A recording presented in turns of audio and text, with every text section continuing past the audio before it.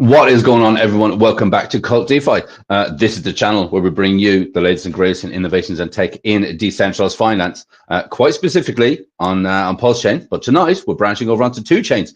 Tonight we have the long-awaited commission meeting, right? You know, we've done these in the past where we get a few of the dons and the heads of the various mafia families to basically, you know, get on screen together, shoot the breeze, talk about everything that's going on, and yeah, and some of the antics that we're getting up to. I'm actually very happy tonight because we have kind of a bit of a, I want to say a bit of a monster stream, right? Because we've got a huge amount of guests going to be coming and, you know, coming and joining and leaving as we continue to go on. Hopefully we're going to have a really packed full house, representations from all the various mafia families, and we will have the Godfather himself, right? Dev Jacob, who is over there. And it says on that t-shirt, if you can't see it, it says, "My Dev is better than yours." Because I believe it is true, right? Jacob is hands down one of the best developers on Pulse Chain, one of the best developers in crypto, thinks outside of the box, puts a lot of stuff together, which is frankly, I mean, it's pretty amazing tech, right? And if you do like tech and you're here for the tech, then this is the one-stop shop, right? This is the way to go. We have a bunch of people lined up already, so I'll slowly start to bring them on. We'll do some introductions, find out about them because some of them are new to the channel.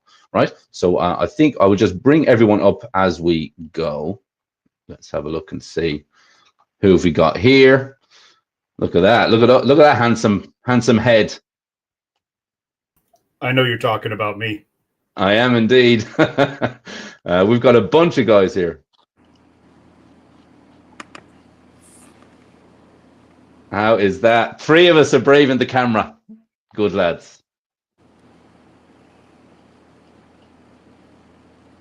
Is everyone, do you want to do a mic check, everyone? Make sure you're all good. Keno? Check. Hey, Juju? Yes. Yes. Elon Muskie? What up? Excellent. GIF, you here? Good to see you. I'm here. Hey, good to have you on, brother. J Ripto? You are muted.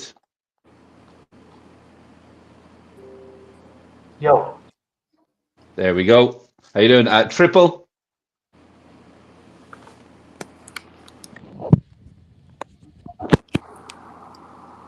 We did a mic check earlier. Triple was around.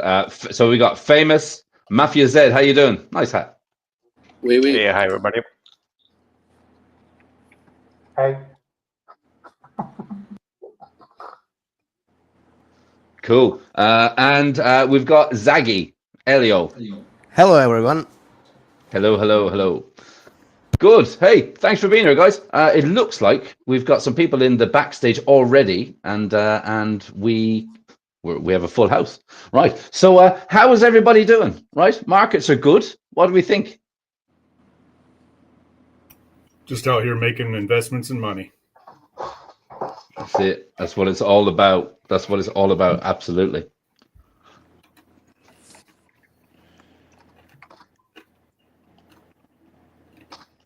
Do you want to? Sorry, who was that? There's so many of you. Oh, Sam, what's up today? I quit crypto. I just play Mafia. Nice. That's a good way to do it. Well, ETH's starting to move, right? ETH's starting to move, so it's starting to bring up a few nice things. Things on Pulse Chain are starting to do very well. Actually, very happy right now. So basically, we believe over here on our little corner of Pulse Chain that because ETH is moving, Richard Hart's ETH trade is actually starting to do really well. I think in the last 30 hours, he's made like $74 million or something on that trade. It's ridiculous. I think every $100 that ETH goes up, he makes $1 million or something. Must be nice. It's big money. Hopefully, we'll start to see it rotate a little bit into Pulse Chain, and then, like Gift said on one of our earlier streams, that gold candle. If the gold candle comes, it'll absolutely shoot Mafia into the stratosphere, which is what we really want to happen.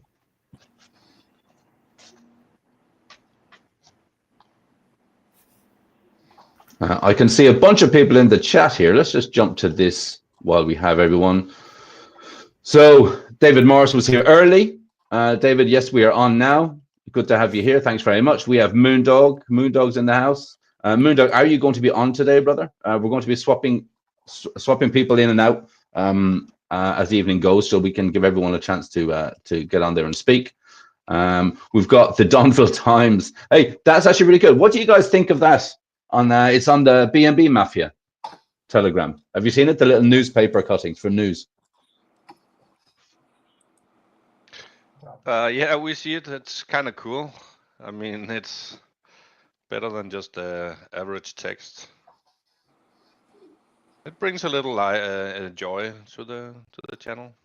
But I think it's on the PLS side, right? I don't see it in the BNB.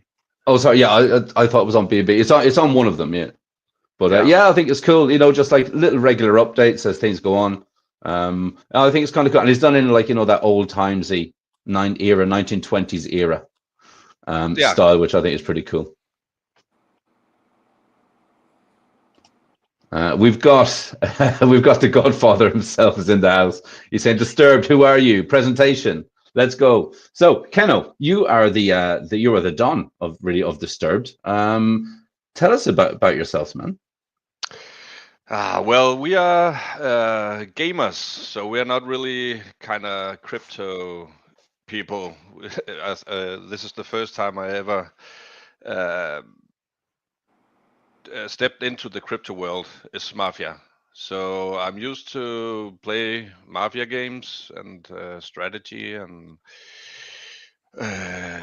all that kind of things. But crypto, I have no idea. But people here are really helpful. So yeah, I didn't even know how to stake my hotel. So, but I learned it all.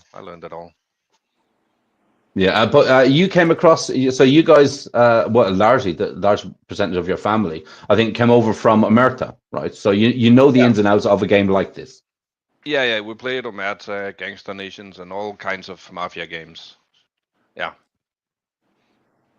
Cool. And so how excuse me. So how do you go about finding the members then? Like, is it people that you already know from playing those existing games? Is that the prerequisite to join Disturbed, or are you open to taking new people on as you go? Yeah, we are open. But mainly all the people we have are from Omerta. Yeah. We have a long history, like 20 years of experience in Mafia games. So we have a lot of enemies as well. And now we're trying to become friends with these guys we killed for the last 20 years. So yeah, it's kind of, yeah. But there's more at stake here than Omerta. You just win a virtual little star. You won round something, and here it's real money. Yeah. Yeah, exactly. Well, I think that's one of the things when we found out originally that you guys were starting to move across. I think one of the big part of the excitement for us, for the guys on the team and the guys that have been around for a while was, okay, these guys they really know their stuff. It can be quite scary, I guess, if you think about it from a point of view of maybe someone who doesn't really know so much of the gaming side. They're more of like a crypto person in general, I guess, like the flip of the coin compared to you guys. And obviously, like you say, a lot of people have a lot of money on the line when it comes to a game like this. So it can be quite daunting to play against the professionals, I guess. Yeah, I mean, it's still a different game. It's not the same, but the features are the same, but the timings are a lot longer here because in Omerta you can do a crime every minute or minute and a half, and here it's 15 minutes, and you can steal a car every 4 minutes in Omerta, and here it's like an hour or something. So the timeline is quite different, and also the same with kill. I bet it's also gonna be a bit different, but maybe some of the mechanisms is going to be the same. Yeah. So what are you most excited about finding out then as the game starts to progress? I think group crimes, something we really miss and need in Disturbed right now. All the sorry, my Danish English. The strategic strategies of you need someone with bust skill, someone with raise skill, someone with rank, of course, maybe kill skill and all that. You need to distribute this among different members of the family in order to succeed. Yeah. So the whole what's it called, like strategy, yeah, part of it, it's going to be bigger here than in Omatov. So that's something we are all really excited about. Oh, cool. Juju, how is the game going for you? Because I remember when the marketplace opened, you were going ham on the marketplace. What's taking up your time now with Mafia? What are you doing most of these days, Juju?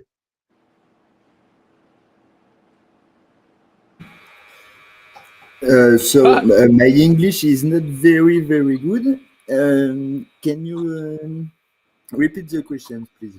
Yeah, sure. So I remember in the beginning when the marketplace was first launched, you were doing a lot on the marketplace. You were spending a lot of your time buying and selling things on the marketplace. What are you spending your time on now, these days?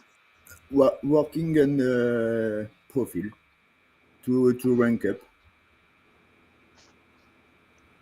Yeah, I actually, that's one thing which I definitely want you guys' opinion on, actually. The selling of the XP. That was something that we didn't really see coming, I have to say, a lot of the gamers. What's your guys' overall feeling on that?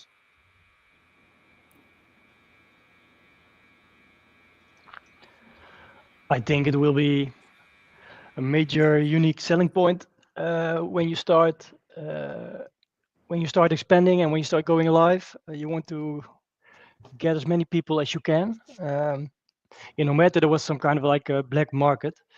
A lot of people from countries with little wages. They came in Ometa. They got money, and then they sold it for half the price of what Ometa was selling it for themselves. So it could be potentially something big in attracting those people. So I'm hoping for that. Yeah, I think so too. I think one of the things which kind of really stands out with this is there's so many different ways that you can monetize within the game, right? I think we're starting to see like I was just literally saying to Juju and about Juju, like that different people are playing the game in very different ways just to try and monetize it, to try and build up the rank as quick as possible, because we know all the big things are starting to, they're going to start rolling in and start coming soon. So Jay Ripto, it's Jacob pointed out here that you're the #1 player on BNB at the moment, right? Tell us a bit about you, how you enjoy the game. That's just semantics. That's debatable. Yeah, that's super debatable. I don't really look at that and think that I'm the #1 player at all. I don't believe it. And also, it's just I had more money at the time, and I bought a lot of crates, and so it built my worth up. So let's not look too much into that. I'm just up there. That's it. What are you spending your time on these days? As far as the game or in general? Yeah. Oh, both. I work a lot. So the game for me is about maybe an hour and a half in the morning. And if I'm lucky, if I get off in time, 20, 30 minutes at 1 o'clock in the morning, and then I go to bed. So I'm running helper credits. That's my jam. Mm-hmm. And I'm a truck driver, so I work for like Toyota, I haul cars. So I'm busy, dude. I'm busy. Yeah. I'm a 12-hour-a-day guy. Yeah. Mafia Z, how about you? Tell us a bit about yourself. This is the first time you've been on stream together, right? Yeah, I've never streamed. We don't stream much here. We're pretty busy behind the scenes. Welcome from the director, by the way. #1 family on both chains, Paul, Sam, BNB. Yeah, but we got a lot of stuff going on. It's very busy. We have lots of chats, pretty much in the chat off and on all day. More so, like I'm really more so focused on what our family's doing than like individual gameplay. Although, I probably rank up just as much as anybody.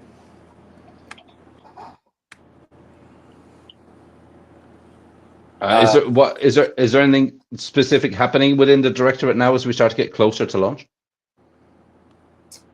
We just continue to build it. It's been so long. Like at this point, it's almost become part of your life. Like it's like a family member or something. It's just every day. You have interaction with it. So we're doing what we think is right and what we're supposed to do, and we're really waiting for this thing to launch. I kind of feel like I'm over on BNB because I'm sitting here surrounded by disturbed PFPs. It's kind of intimidating. Yeah, there are. That's actually right. We got four members of Disturbed in at the minute. Elon J. Muskie, how's the game going for you? What are you concentrating on these days?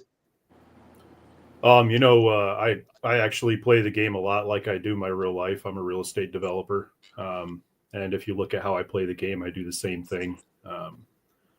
I have one city, I've got 280 buildings. Another city, I've got another 180.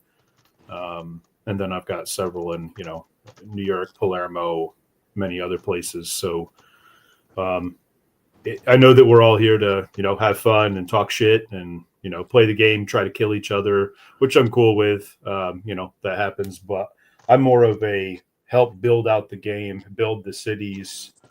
I've got a bullet factory. I make bullets that everybody can purchase all day, every day. I could go in and buy them all myself every day too, but there's other people in the game. So if I get into fights, I've got a pretty strong character. I think I'm in like the top 15 or something like that. And I don't really want to fight, but I will. And I'd rather just develop, help people out with that as well. I think I've got about $22,000 in real money I've invested in the game since I got on. So, it's a pretty heavy investment, and hopefully it can continue for a while. But if you want to come at me, though, fuck around and find out. And I will also say we had a little sneak peek of Elon J. Muskie's real background in the green room, and it's a sight to behold, I have to say. I can show it to you if you want. I'll just step away from the camera for a second. So if you guys want to see what it's like to be a real mafia guy in real life, this is what your office should look like. And put it on. Let's see here. Look at that. Boys' toys. Yes. It doesn't. Oh, there it goes.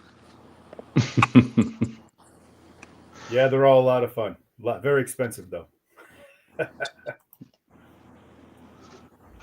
You see, some people are taking the game seriously, really seriously. Real quick, I got to hop off here because I've got clients I got to entertain tonight. That's right. Yeah, you said that already. Yeah, that's no problem, man. Good talking with you all. We'll see you in the game. Thank you. So catch on the next one. We can die in real life now. I can see here, actually, guys, just for 1 sec. I can see that Don Lucky is in the green room, but Don Lucky, you don't have any devices connected. You don't have a mic, you don't have a camera, or anything like that. So you need to do that first. But look at this. We got Sandro in the house. How you doing, Sandro? Hey guys, what's up? Is that a mask? That is a mask. No, bro, I'm an actual black man. You're like profiles. What you talking about, man? It's actually interesting what Elon Musk was talking about. He would rather build and be left alone than get into fights, and I think that's curious because I think there's all kinds of people here, and it's interesting to see people's points of views about what their plans are. If they're like mainly going all out war, or just waiting for the right time, or just build and stake. I think we're going to see interesting things in the next few days. And this perk update that Jacob developed yesterday that he rolled out, that was freaking amazing, man. And I'm not sure if this is correct, but it seems like he's trying to phase out things that would be much more trouble than the benefit. Like, for example, the notification credits, they seem to be like gone, you know, and the OG NFTs too. And I think it was very fair, the conversion, you know. And now we don't have to worry about that. We can just get ready for the final stages of development, and maybe we can get the game much sooner than we expected. That's pretty awesome. Directorate in the house, baby. GIF, what are your thoughts on the perks update? I thought it was interesting. I was really hoping for the group crimes, to be honest with you. For some reason, I thought that's what we were expecting to see. So I'm over here getting prepped for, you know, doing a deep dive on the contracts, and the perks came out, and I was like, oh, wow, this is a lot different than what I was expecting. It kind of, you know, I'm sure everybody's going to disagree with me, but it kind of feels like an expansion almost, you know, like something that could have been added later on. But I still think it's very cool. And I think there's a lot that's going to come from that. You're going to be able to really specialize and use a lot of strategy to try to get ahead, I believe, with this latest update. Yeah, I absolutely think so too. Keno, what do you think about these perks? The perks, I think there's a lot of strategy in these perks, because you can, I just opened a few, you can actually get like 100% bust out success, and then a bust out reduction of like 90 or 75. So you can, and it can go for how many days? 4 days max, I think, is the maximum. So you can bust out anyone every 2 minutes. For 4 days, so you can do a lot of crimes in the whole family. Mm-hmm. So it's yeah, there's a lot of strategy. Also, there's a 0% bank fee, which can be used in deals. If you're gonna buy something very expensive for in-game cash, it could be good. But yeah, it can really boost an account a lot. Yeah, I think so too. I think that's kind of the name of the game when it comes to these perks. I think like GIF said, it kind of come out something which I think kind of come out of left field, I guess, for a lot of players.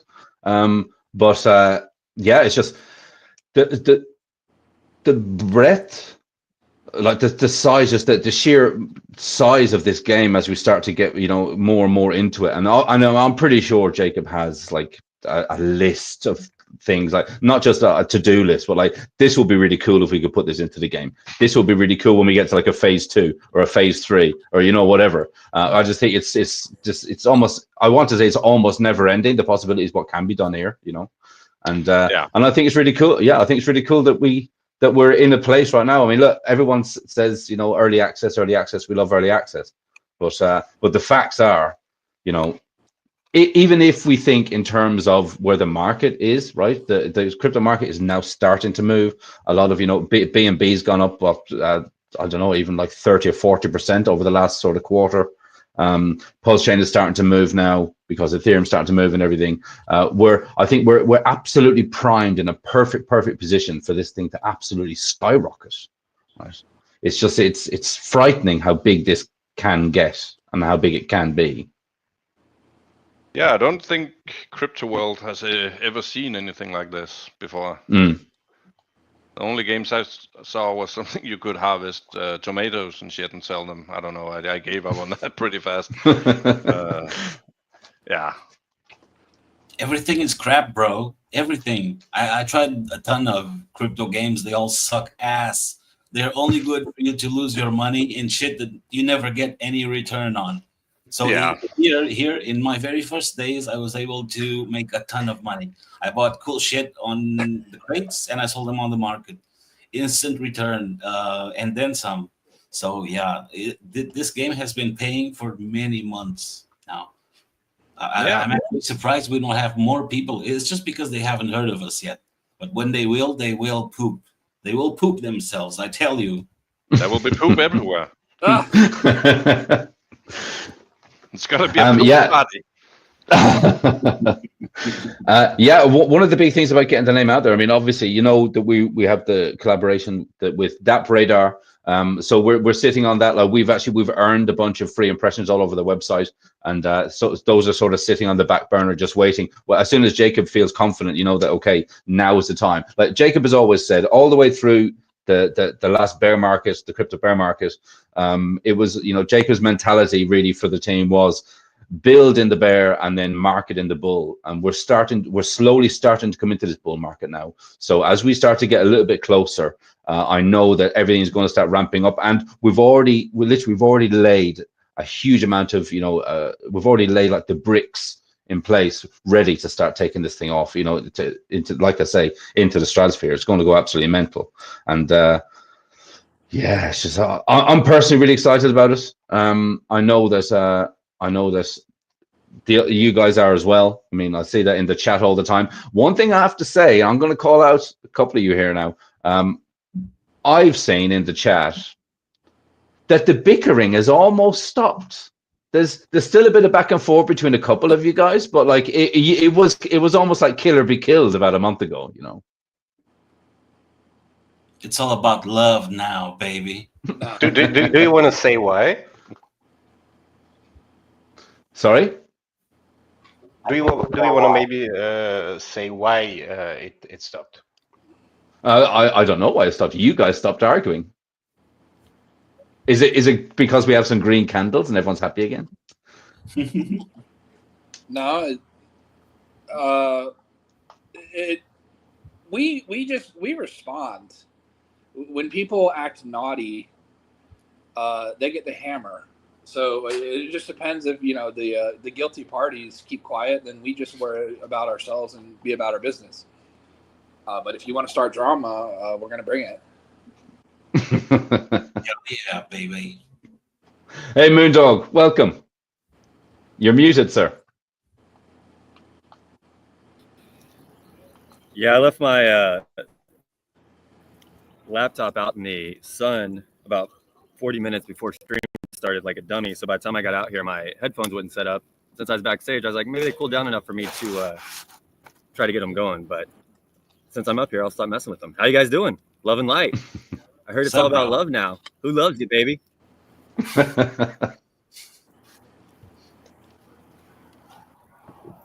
Yeah, we're waiting for Lucky. He messaged me and he said that his signal is dropping in and out. So he was here, but he didn't have anything connected. Now he's saying that his Wi-Fi isn't working very well. So hopefully he'll be able to join us. He's scared.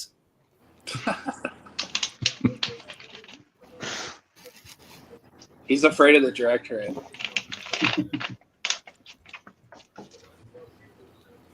No, I mean, so that's one thing. So one thing which, again, I don't know, because I've been in a few, in some of the families, I'm in, you know, that some of their private, like their private telegrams too, but in some of the other ones, I'm not. So I don't really know what sort of goes on behind the scenes. What families are sort of working together right now? I think we've got, so I think Disturbed, I think you're working quite a lot with the, are you working alongside the syndicate now on BNB? Good question. No, not anymore. I think I don't know what happened, but I don't think we should get into that right now. But yeah, we're still on good terms from our point at least. So yeah, I don't know what Seth is saying. Someone is making a gun down there. The black scary man's making a gun. Something.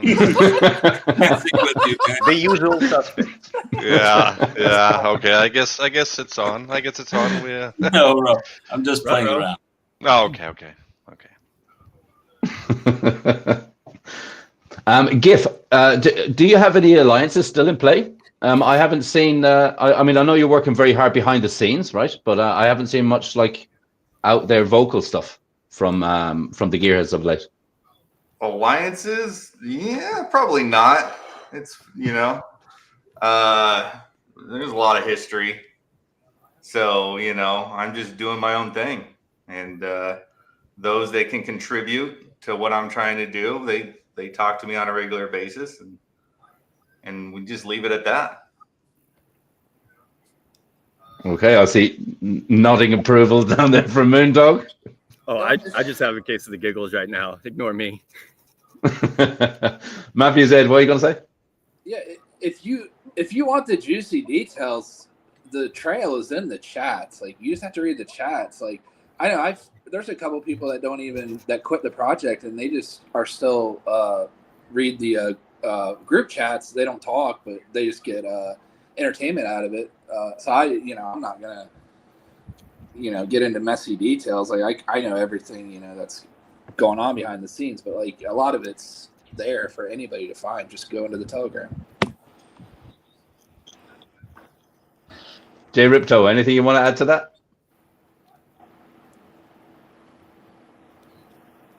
I 100 completely agree with Zed. There you go, short and sweet. So concerning Jacob's last update then, when he talked about streamlining, what are you guys' thoughts about this whole streamlining thing? You think it's a good idea? You think we're getting a bit closer now? Absolutely.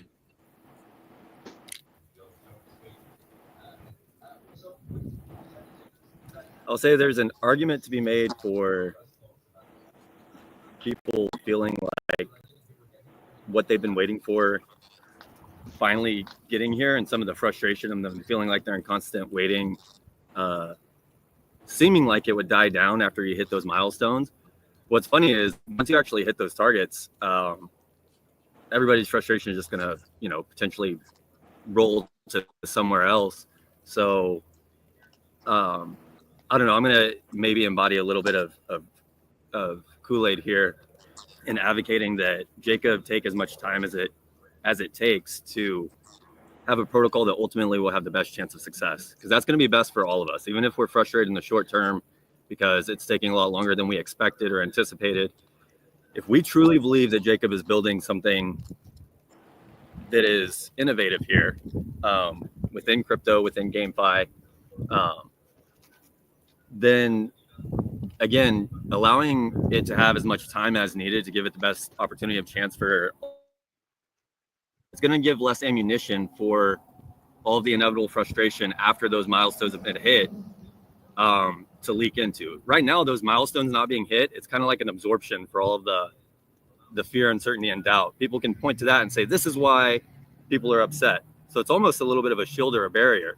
But once we hit them, if people are expecting all of a sudden the charts are going to go up, or all of a sudden the game's going to be what it would actually take an extra year or two to stabilize and build, and it's not, then I don't know. I don't know if that's ultimately the best long-term thing. I think it sounds good from an instant gratification perspective, but I guess my main point, the TLDR, is just I would be cautious about rushing it at the expense of critical errors or frustrations or things that, it could take a month or 6 months or an extra couple of quarters to iron out. And we would have a game that would last, 5, 10 years, 20 years versus, 6 months or one cycle. But those are some thoughts. What does anybody else think? I talked a lot. Well, we for sure need to see some sort of some code for the vault. I know that's on the list there, but right now, with it just being a regular address, there's not really any security or anything built around it. So I need to see something built around the vault to protect those funds going forward, because last I checked, or last I talked to Jacob, it's still the plan to revoke ownerships of a lot of these contracts, which means there will be no more, upgrading on the fly and fixing bugs on the fly. Once it's launched, it's launched. So, I don't want to even talk about a launch date until I see some development around there. But that's just my point of view. That's a great point. To kind of juxtapose, what does everybody think about as far as prioritizing vault payouts versus kill going live? I mentioned a little bit in chat that if Jacob were to maybe rebuild some of those contracts and deploy some of the ideas and iterate on vault payouts before the kill contracts are fully live and everybody's, everything is at risk, and everybody's likely to be even more on edge because of the frustrations that are built into that. I don't know. It seems like the safer route to me to maybe play with setting up a vault access before kill is live, and that's a great marketing opportunity as well too. So, but what's some other people's thoughts on that?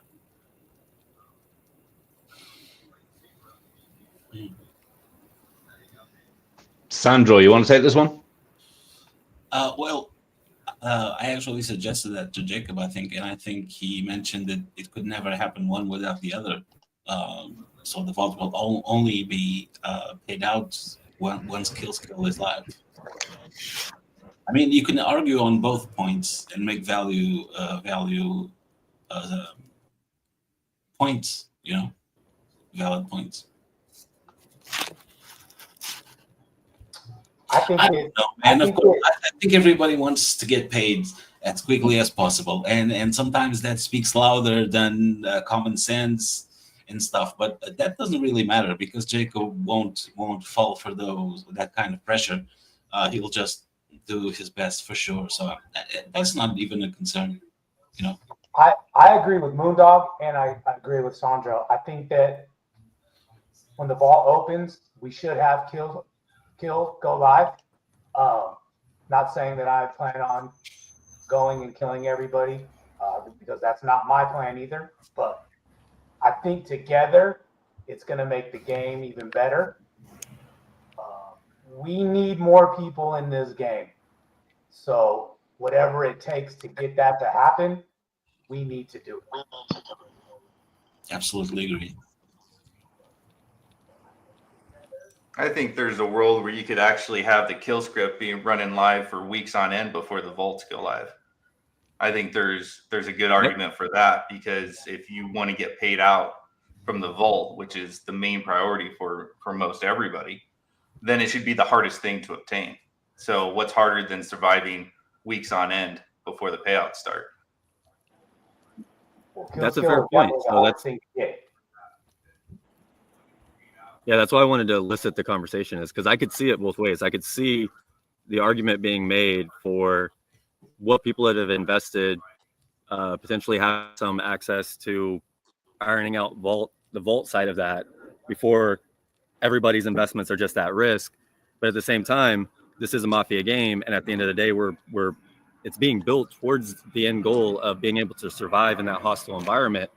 So the other argument that Gift brought up is having the kill functionality sorted out, and then if it, even if there's a little bit of buffer times for people to do whatever necessary rebalances or resets before the vault access is available. I can see it both ways. So that's why I was curious what everybody else's thoughts might be on either way. But ultimately, it's Jacob's decision. We're just shooting the hay here. So, what's going to happen? I think this will happen, at least at first. I think nobody will attack anyone because you're like building a profile, spending tons of money for like 6-7 months. You're waiting, you're building, you got a huge payout lined up from the vault due to your efforts and money that you went in, and now you're going to risk that to kill some other dude just for some bucks that he has on his pocket or whatever. The thing is, people will try to do this, but they will quickly realize that the kill function is not what they expected. It's not just, I have more money and more skill than you, so I'm definitely going to kill you. No, that's not going to happen. And a lot of people are going to learn the hard way that the kill skill is not, the kill feature is not what they expected, and they will find themselves dead, right? And then, of course, also put their whole family at risk. So that's a really bad idea. Even if you have the numbers, you can't just level them all up above everyone else at this point. You can use bots, helper credits, doesn't matter. The ones that are ahead of you are ahead of you. But that doesn't mean that they can kill you. They can try, but they can wake up dead too. So I think people will try to go for peace and feel it out at the beginning. Then someone will have, the first killer instinct move on, and then we'll see what goes from there, right? I agree that makes a lot of logical sense. I will say that my observation since I've joined this community is that what I would add to it is that when the kill function goes live, there's a certain number of people who are going to be using it, whether it makes logical sense or not, whether it makes financial sense or not. So maybe there's an argument for Jacob to, again, as Gift said, roll out the kill functions, let everybody kind of sort out whatever they're going to sort out, and then there's going to be an inevitable pulse whenever it's launched of kill activity whenever it's launched, and then people maybe kind of figure it out, make peace, sort out their territory. But then whenever vault access comes into play, other players who maybe are a little bit more behind the scenes, waiting for the right time or opportune moments, they'll be incentivized in a different way to start deploying those contracts and functionality. So as far as getting the most activity out of the protocol, I could actually see, I'm starting to see that argument a little bit more as I'm kind of sharing it out loud, if that makes sense. Also, don't forget that if there is a strategic tile that needs to be taken, then the only way you can take it is to kill for it. Yeah, that's true. Right? That's true. So if you're, that's almost like a fairness. Argue to let the vaults pay out first, like how wild is that? Like there's mafia money to be made, but you're not allowed to kill anybody. Like, come on. I don't think that's going to fly. That's a potent argument for sure.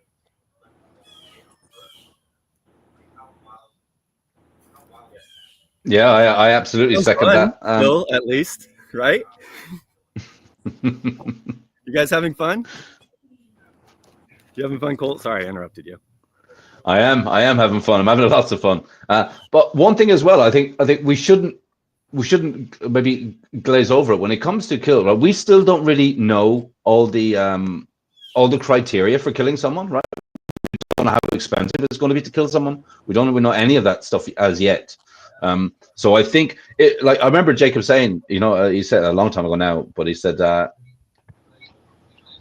don't expect killing people to be easy, right?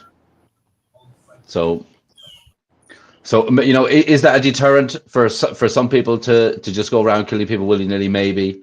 But I do think that there are still a huge amount of people that have targets on the back. And I think, Sandro, maybe you can talk a bit more about this because you talk about this quite a lot in Telegram, right? There's I can. It's like this. I see the game like this. We have a ton of nobodies that have abandoned, people who abandoned their accounts. I don't know why, it happened a lot. We have like 800 nobodies. Many of them have items, money, etc. A lot of stuff, a lot of people to kill, so you can raise up your scores. So when new players join this game, we, the OGs, will be on top. And everyone can benefit from this. But one thing I have to say, if anyone, of course, anyone kills a member of our family, then of course that person is void. It ended for them. That's all I have to say. If you leave us alone, you can prosper. If you come at us, you will all die.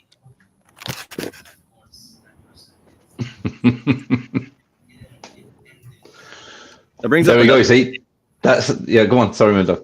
Oh, all good. Sorry. I was getting poked and I got distracted. But I was going to say that brings up another important part of the game that I was thinking about recently, which is the kill function is one step. The next step is the parts of the game that incentivize people who have been killed to want to keep playing, to want to come back and get their revenge. There needs to be some sort of accessibility path for that to be a viable option. Otherwise, this is just going to be something that slowly matriculates to a centralized mass over time.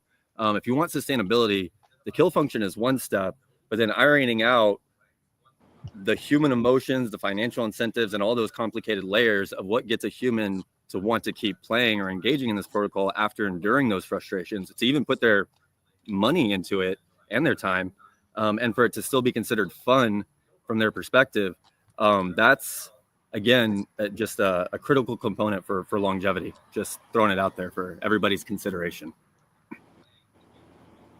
Yeah, I think the sticking point to that would be the fact that it's going to cost more to take out a character or run the kill script on a character than what you're going to get in return. There's going to be a lot of things that get burnt. There's going to be a lot of things that get returned to the person who was killed. The main point of the kill factor is not, or the kill function is not to just start eliminating every player that joins the game and starts running crimes. There has to be a bigger picture on why you're taking that individual out. Like, for example, I mentioned the strategic tile. Like, killing a character to obtain that strategic tile, you're probably not going to profit off the killing of that player directly. It's going to come from the vault payouts after the fact that will make it financially feasible. So I think, for adoptions and getting new people to come in, they're going to be, for the most part, going to be safe. I don't foresee any reason for anybody to go around killing nobodies and basically running in the red until they run out of money, right? And they're going to realize that that's not a viable strategy there. So I think there's still room for adoption, just as long as it costs more to kill a character than for what you get in return, like in terms of the direct translation there. Then I think it'll stay healthy. That does help one part of it, because it costing more than what you benefit, again, helps it not conglomerate into that centralized mass like I talked about. But just to be nuanced about it, a lot of that cost is captured by the ecosystem, which again, as you're saying, gets indirectly eventually distributed out to players.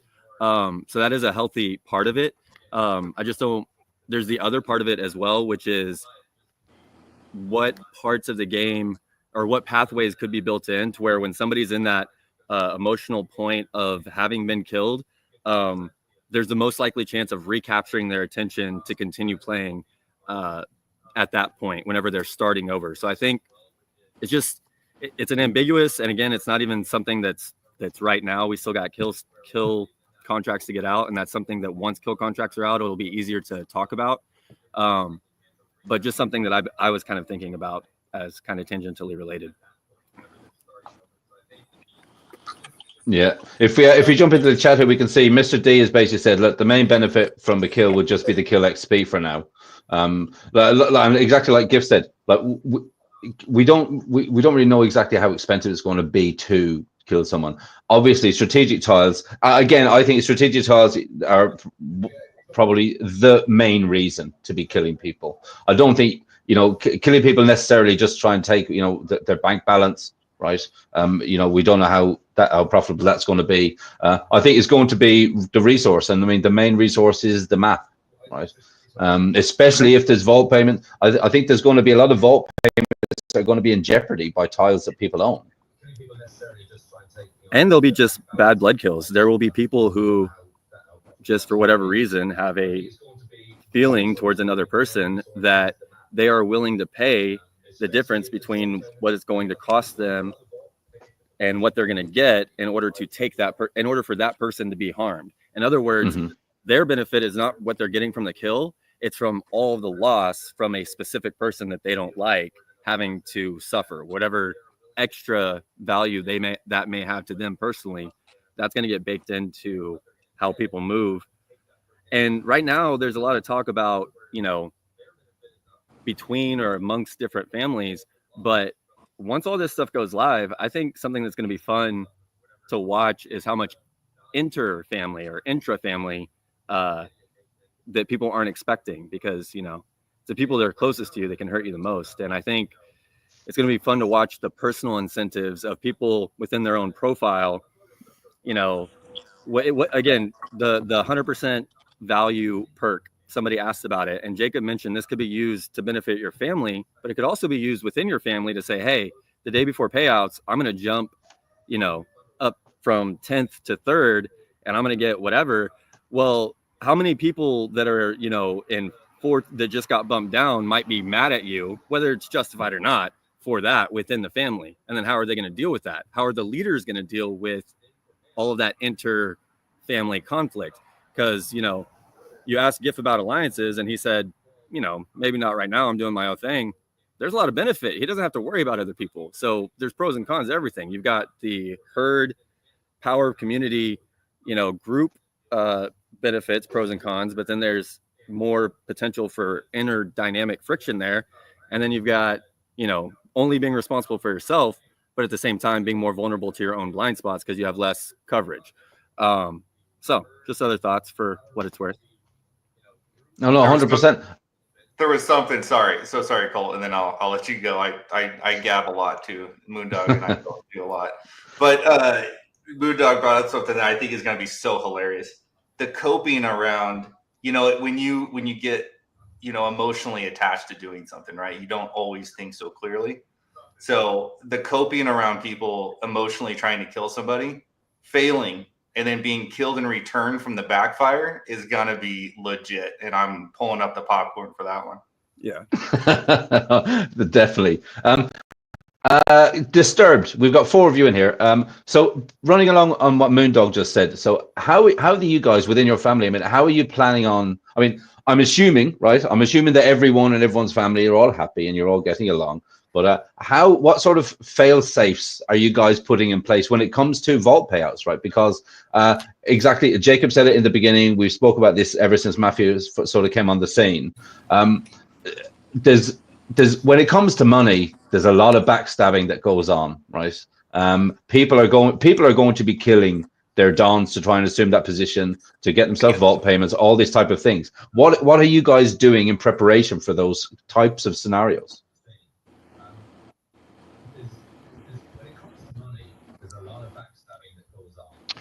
Well, I mean, we have, like I said before, like we have 20 years of trust built up in our family. So I don't think anyone's gonna backstab anyone in here. That would surprise me a lot. But yeah, I don't know. You can never be too sure about all these things, what people are planning. Yeah, you have to say it happened to us in America a couple times, even with the people we've trusted and we've played for several years. I don't remember if it's happened to you or in particular, Kenna, but some of the dons in America have been backstabbed and killed by their own members whom they actually trusted. But as you said, it would be a big surprise in our family if that would happen. So far we are pretty confident that that's definitely not going to be the case. Okay, well, I mean, I think we all know with the size of the vaults and the payments that the people are making. I mean, obviously, I don't know the inner workings of your family, but I would say I think everyone, as soon as the vault payout starts and the kill function starts, I think everyone is going to be on high alert. Everyone, every single player in the game. As well, you should be. Everyone should be, yes. Yes. And for us, I think for Disturbed, it goes that at this point in time, we are not really worried about backstabbing. But of course, we want to grow. We need to grow. We want that piece of the pie, of course. And then, yeah, our circle will also get bigger. So we may start to think about that. Yeah. I will very quickly add our latest guest. Everybody say hello to the Godfather Jacob. Actually, we are maxed out here. I need to drop somebody back. Disturbed. I will drop one of your guys back. Who do you want to drop back for now? Yeah, you can. So You can kick me. Jacob. I'll be in the waiting room. No problem. Triple. All right. Cool.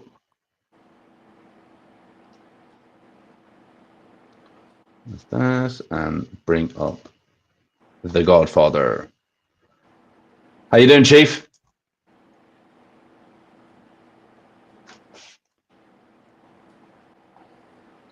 Jacob, mic check.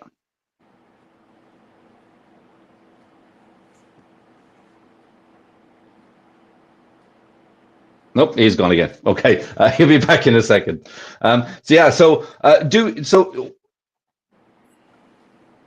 Right, so we've got perks. Perks are literally like the newest thing on the block, right? Oh, actually, we never spoke about the racing. How is everyone enjoying the racing? I haven't streamed since the racing. Is it working for you guys? Yes, it's amazing. Sorry, I've been racing a bunch, but the contracts. Okay, so when racing was first launched, I saw some minor bugs here and there. Nothing that needed to be reported because Jacob already knew about it and was fixing it. So I put it off for a little while, and then I finally kind of deep dove everything, and those are all really well written contracts.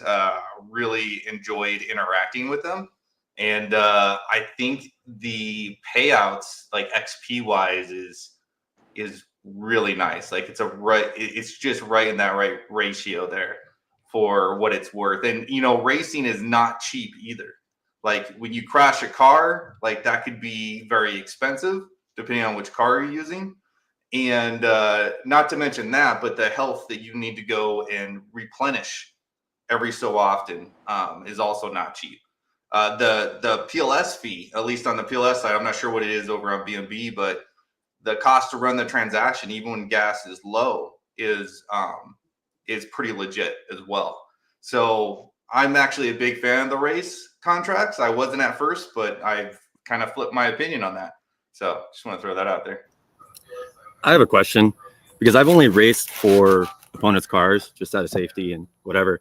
But on the putting up money, so if you're creating a race lobby and you create the prize purse, obviously the person that's racing against you would win something if they win because they're getting your prize purse. But if you put up the money, are you winning back your money and then something, or are you just winning back your own money for creating the race lobby? Okay, so the way it works with the contract is when you create the race lobby, you're burning that cash. Whatever the cash capital you're putting up, so say it's $1,000, that $1,000 gets burned, right? And then whoever joins also pays that $1,000 to join the race. And when you join the race, that's the actual transaction that decides the outcome as well. So then on the outcome, the winner just gets 2x whatever that whatever the purse was, minted freshly from the bank address. Thank you. That makes sense. And I hadn't checked it yet, so you saved me time.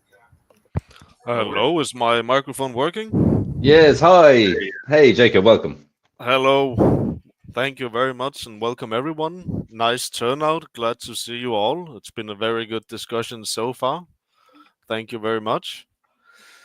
Been looking forward to this day since the announcement. I think it's very cool that most of you have turned up. We had some few technicalities with some people, but that's how it always goes. So thank you to everyone for that, and hopefully we can have a couple of good discussions today. And I also have a few announcements that we will go over at some point, I guess, when the time is right. But other than that, hope you're all enjoying yourselves. Yeah, Jacob, were you listening when the boys were talking about when GIF was talking about the vault versus kill functions? Which one could be first, should be first, etc. Yes, I've been listening since the start, so I have enjoyed all of the discussions. Absolutely, yeah. Great. And if you want me to comment on that, I guess is where we're Sure. going at. Yeah. So, as many of you also know, this is kind of a work in progress, and I might make one decision yesterday, and today that decision has changed. Because we are monitoring a lot of feedback, we are monitoring the entire game, and also to be strictly honest, we also learn a lot during this slow rollout. We are not in the development team, we don't have everything fully laid out in that sense. So some decisions are pre-planned no matter the feedback, but others are also decisions that could be changed based on qualified opinions. And I think generally we are quite open to qualified feedback. But at the same time, we also have our own strict, feelings about stuff, what's good, what's bad. Because truth is that a lot of feedback we get is kind of subjective, right? Everyone has themselves first. And I think that's just a human thing. So while we are getting a lot of feedback, we always have to kind of filter it to what is best for everyone, and not just what is not best for certain people or certain dons or certain families or certain ways of playing the game, right? And that is not an easy task, I want to mention. Having to actually not only listen to everyone, but at the same time make a decision that makes one side maybe feel bad about it and the other side feel happy about it is a very difficult thing to navigate. But I think so far we have done a good job. At least that's my own opinion. And speaking of the exact topic of vault function versus kill function, I think that currently I'm leaning towards a simultaneously deployment, so that as Giv also said, that if we launch the vault before some people could even theoretically obtain a required tile, that would kind of put them in a bad position. But also, we don't want to deplete the funds too much, as obviously the vault, the size of the vault is a marketing narrative. So it's not set in stone, but I'm leaning towards a dual deployment of both those things at the same time is probably where I'm standing right now. That would be Cool. the most entertaining by far, if I may add. I mean, that would be a week for the tails. And I don't know how much sleep I would get that week, but I would enjoy every minute of it. Yeah, well, we all here, especially those with a lot of stake in it, in the game, they will have an incredible week. You will feel stressed when you go to bed, and you will probably feel quite stressed when you log in the morning, right? To see, are you still here with us? And that is just a part of the Mafia experience, is that you kind of become connected to your profile in a way simply because you spend so much time on it, right? It becomes. I played Omerta when I was younger for a lot of time, and I must admit I was drawn so much into the game that it had priority above everything else. I literally structured my day towards the cooldown times in certain actions, and it became almost an illness. It controlled my life to a degree where I'm not even happy to admit it, right? And that is the experience I'm trying to replicate here. So you really feel attached to your profile and your character in that sense, that you simply spend so much effort, not only capital, but you spend so much effort into it, right? And that's why it matters, right?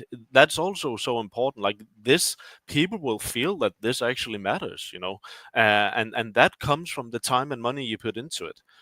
So I think that is going to be an extremely interesting week. Probably we're not going to have as many people making unnecessary enemies as we had prior. These 6 months build up, people are talking a lot of entertainment in the chat. And it would be interesting to see if that slows a bit down, right? I think. Jacob, do you want to touch on the whole streamlining decision that was made? It looks like we have a pretty good roadmap in place. Yes. So, as most people watching this or here know, is that building something like this is not a walk in the park.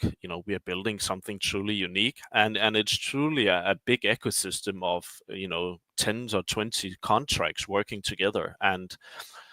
And one thing with me is that when I'm building stuff, I always have new ideas, and that's almost an illness in development itself, right? I could go on forever and build out new cool features, but the fact of the matter is that people here are also waiting on some sort of conclusion, right? We want to get to that finish line. So I think that the streamlining is not only something we did to please the crowd, but it's also to kind of give ourselves a kind of a circle around what is the absolute minimum necessary for us to actually deliver what the people are waiting for, right? And we can retain some certain development opportunities so that we can deploy fixes or new features down the line, because Even though we have something like the hex contract that is immutable and never changes, we just saw that one of the biggest factors in hex actually changed. It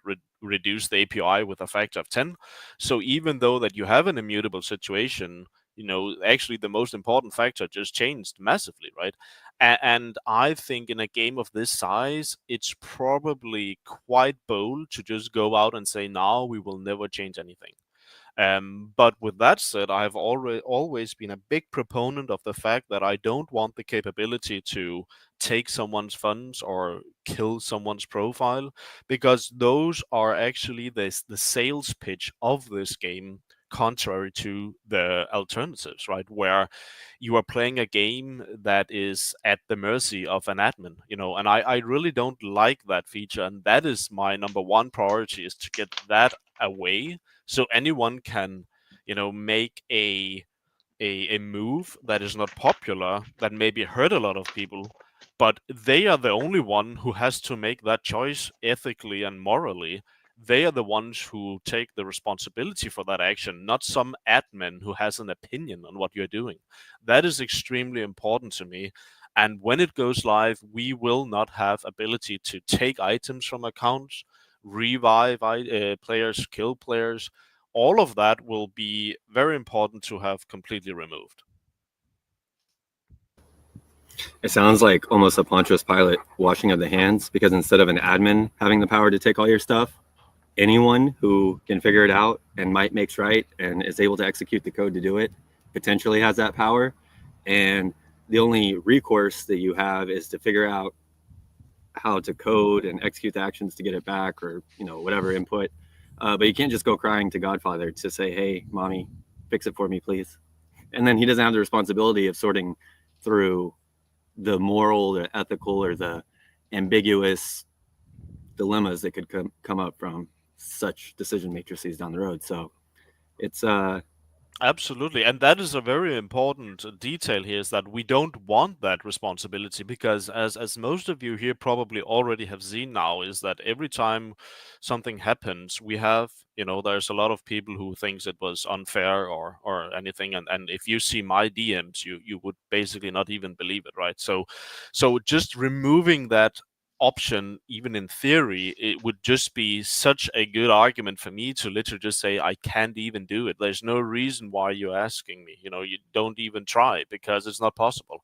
And that is kind of a relief for me to have that opportunity, not to be the guy who can do that, right? I don't want that, because what all of you here know what happens if someone loses an account because they were killed and they thought it was unfair.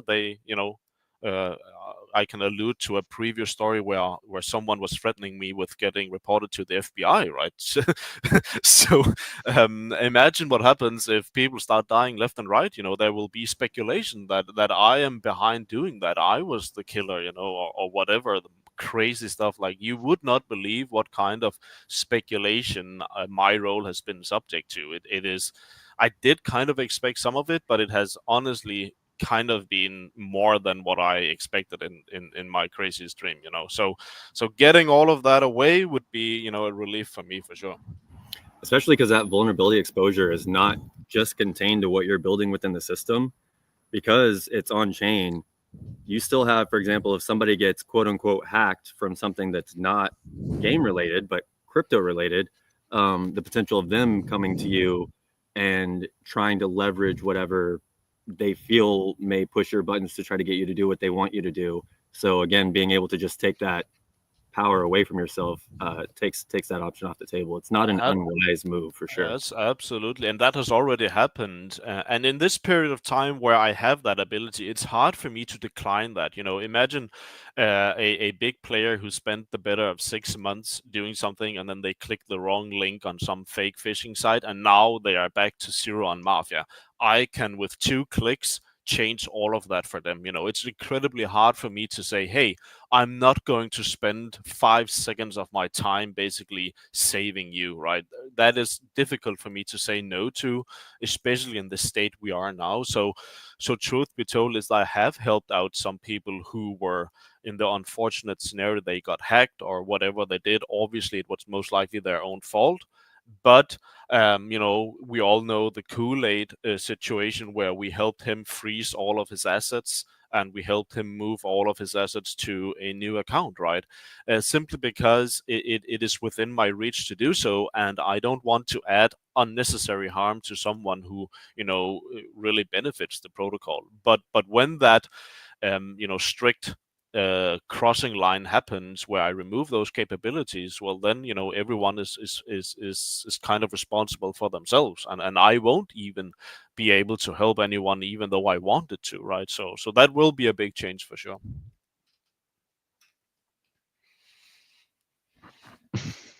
Dog's got his poppers. Is that a zombie dog you also have, or what the hell is that in the background? Yeah, that was a Halloween decoration at Home Depot. I was like, that's fun. So I brought it home, put it in front. And first couple of weeks, every time this one would go in or out, she didn't like it, but she's used to him now.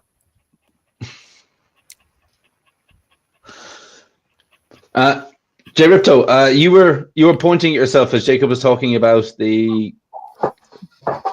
about people that potentially clicking the wrong links or getting scammed. Oh, I've done that. Let me tell you. I actually did that with Mafia the first time on the Bullet Factory.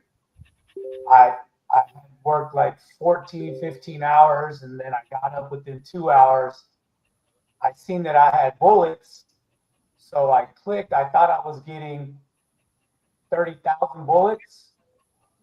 Well, that's not what I got. I got minus 30 million IGC and got 5,000 bullets. And I was like, what the? So I had to make a call to Pablo Godfather and talk to him about it. It was totally my mistake. You should never just get up and press buttons when you're on 2 hours of sleep.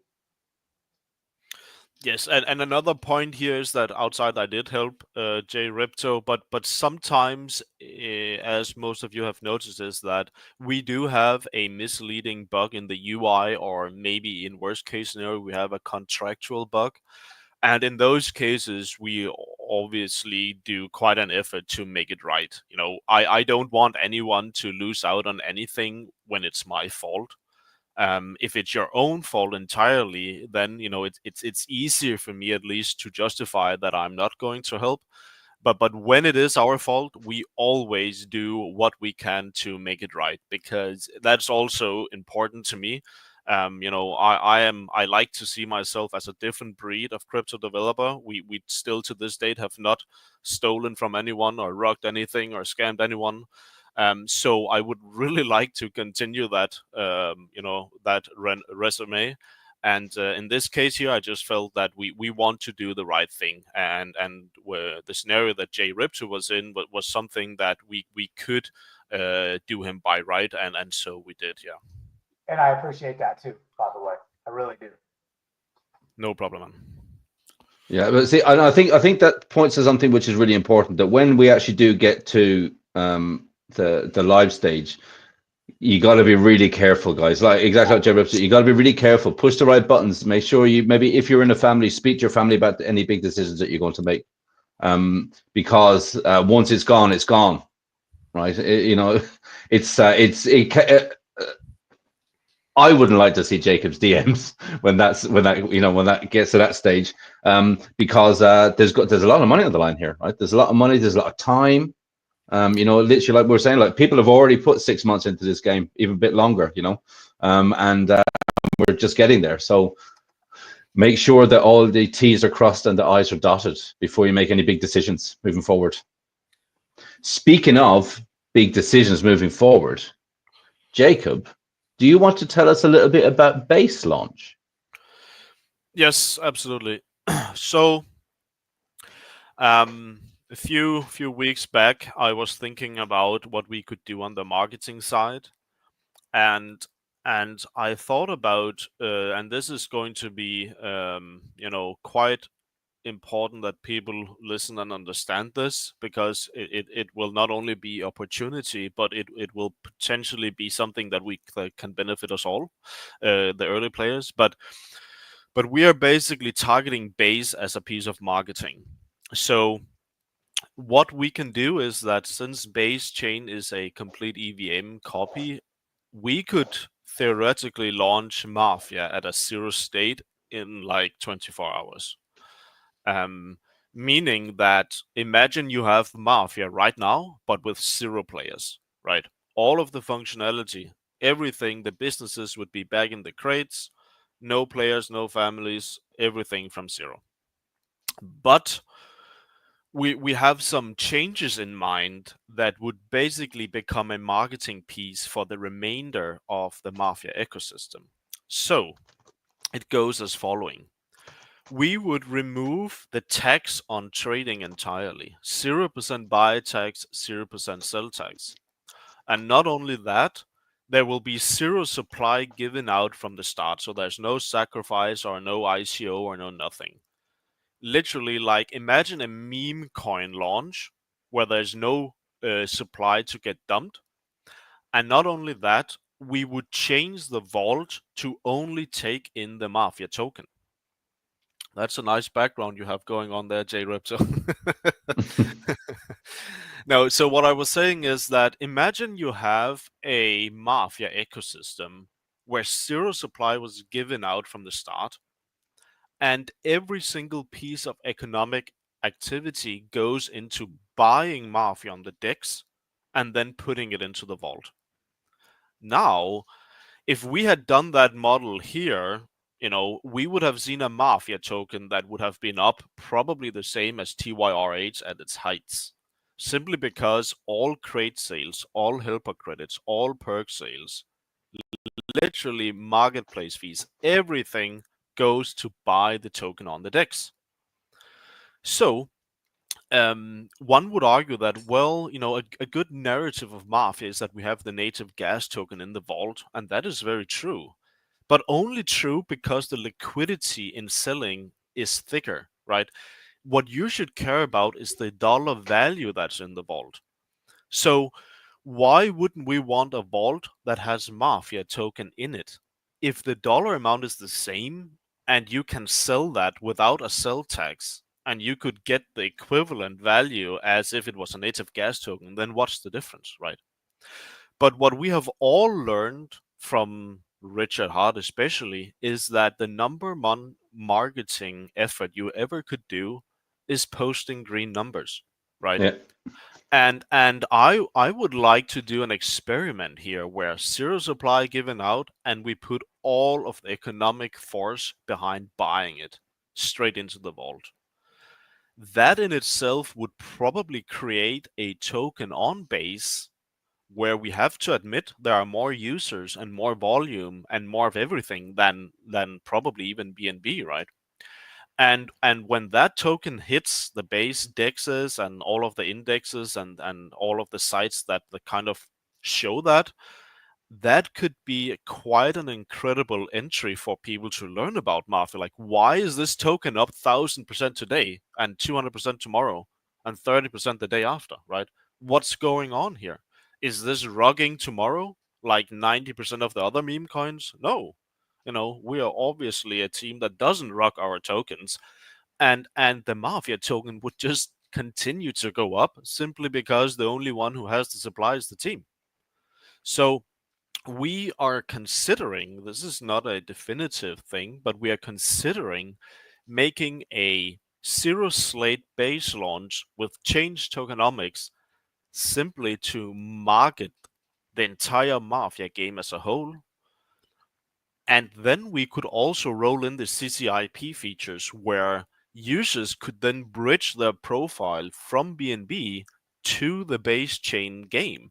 So we could already have, that kind of rollout where you could actually, like, as a Viking in the old days, you could travel the seas and bring home the loot and that entire thing, like chain versus chain or whatever, right? That in itself is like innovative in the blockchain GameFi for sure. So if you're smart and you're listening to this and you see a base token launch, then you probably know what to do, because let me tell you, it's literally not possible for the token to go down in value if nobody owns it and you have the entire protocol behind it to buy it. Like that is very simple math. So we want to create a splash over there, and then through that get the eyes on the ecosystem as a whole, and hopefully that would put a lot of you guys here in a position to either benefit from that just through playing on the other chains, or simply benefit you through maybe buying the token or creating a profile on Base. I don't know. But just this is like a small Easter egg I'm putting out here, that anyone who is smart and listening, yeah, you can probably draw your own conclusions, because if you go and look at our vault charts and what kind of economic value that went into just this game, that would blow up any token, basically. So yeah, that's currently our ideas on Base. Any thoughts on that? Many thoughts on that. First question would be, is this kind of like when you talk about the CCIP upgrades, you're basically talking about how, you know, certain bridges are currently functioning where you have the ability to burn on one chain and mint on the other. Is that right? Yes, you can click a button and move your profile between the chains. Okay, so then so you had mentioned earlier that you're looking at still having the capability to add upgrades to Mafia once, you know, the full game has been launched. Would this also apply to the other chains as well? Yes, obviously. We want to control all of them simultaneously, so that if we discover one imbalance or one feature that is missing, we can deploy them. Basically, what we want is that the game has kind of the same state everywhere, except that obviously the tokenomics would be different in this case here, because it is more of a initial marketing stunt. Yeah. Would there be any connection at all with the Mafia token itself on Pulse Chain or BNB and on Base? That is not a part of my plan, simply because if you have something that you can switch for $10 that suddenly becomes $1,000, you know, then, you know, that would obviously affect the marketing chart of the Base token, right? So that would kind of nullify the entire green candle tech idea behind it. Absolutely. Yeah, no, I think that's a sick idea. I think that's fantastic, because basically what you're saying is, you know, we're going to be able to attract a lot of eyeballs over on Base Chain, which already has a lot of eyeballs. And when anybody goes to look into it, they're going to see this fully decked out ecosystem that they can jump in, still be early, with still the pseudo promise that more development is to come. Is that right? Yes, basically, yeah. And hopefully what they will see is that normally this price performance is reserved for a meme coin, and then you have a 50-50 if it's rug the day after, right? But in this case here, they will see, oh, what's going on? We have meme coin performance, but there's an entire ecosystem of real people, real developers with a real history, with separate deployments on other chains, and then they'll be like, damn, what's going on here?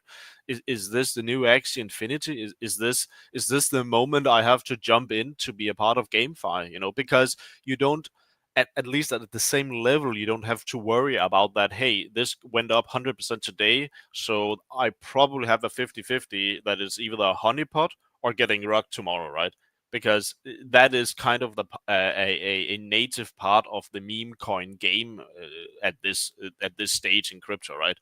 But here you would have meme coin possible upside, but with a massive utility protocol behind it that is basically already fully decked out, as you say. Will you let us know, Jacob, before you launch it? Will you let us know? Well, we're not going to allow snipers to get a massive amount of the supply, because it's obviously going to be a good trade, simply because there's zero supply being given out, so the earlier the better for anyone. But we will probably do some things to prevent that. And yes, we will let people know, because that's, you know, everyone who is in this ecosystem now deserves that. you know, you have all been here stubborn, you have all waited, you are all a part of what we are doing, and who more would I want to reward with that, right? Obviously you guys, not some random new person coming in. They can buy on the 100% or the 200, I don't care, but they won't see the announcement, because the moment they realize it, it's because they're looking at green numbers on the DEX index, right?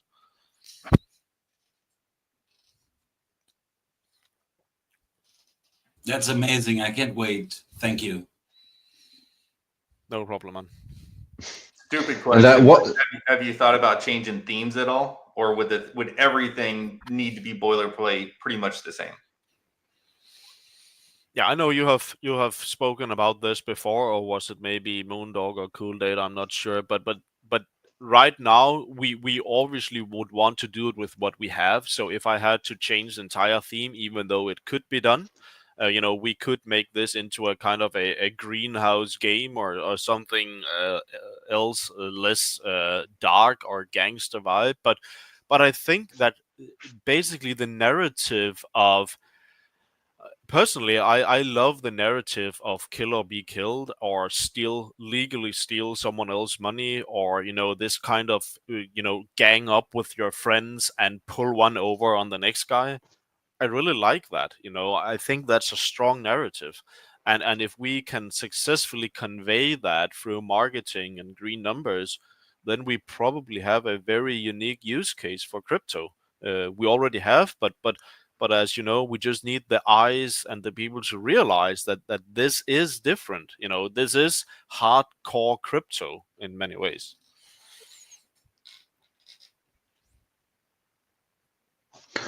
Do you have any sort of, I mean, how far are you along in the process of making this base launch sort of a reality, Jacob?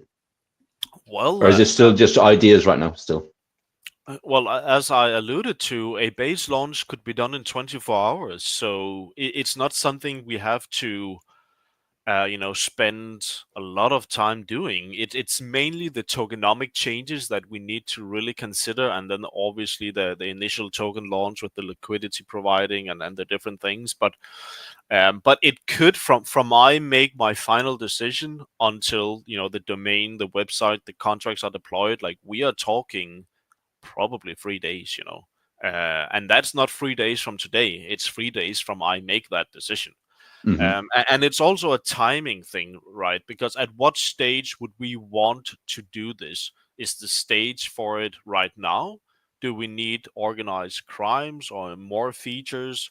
You know, where would it benefit, and where would the game give the best impression? Is it after it's been live, or is it prior to being live? I personally think that there are a better narrative to be sold if people can get in before it's live, right? And anyone here probably appreciates that they are now a part of the top of the ranking game instead of starting today. Because naturally, unless you buy your way through the XP market or whatever, you would somehow be, you know, at least less impactful, or, you know, you are not a dawn, right, if you start today.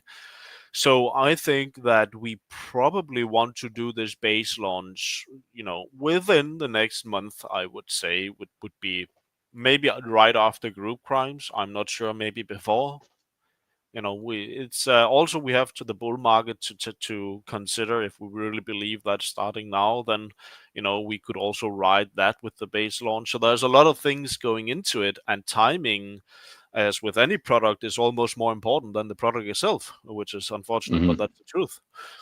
So there are many factors to think about here, but overall, I think that we could throw a lot of money at banners and a lot of money at all sorts of things for marketing.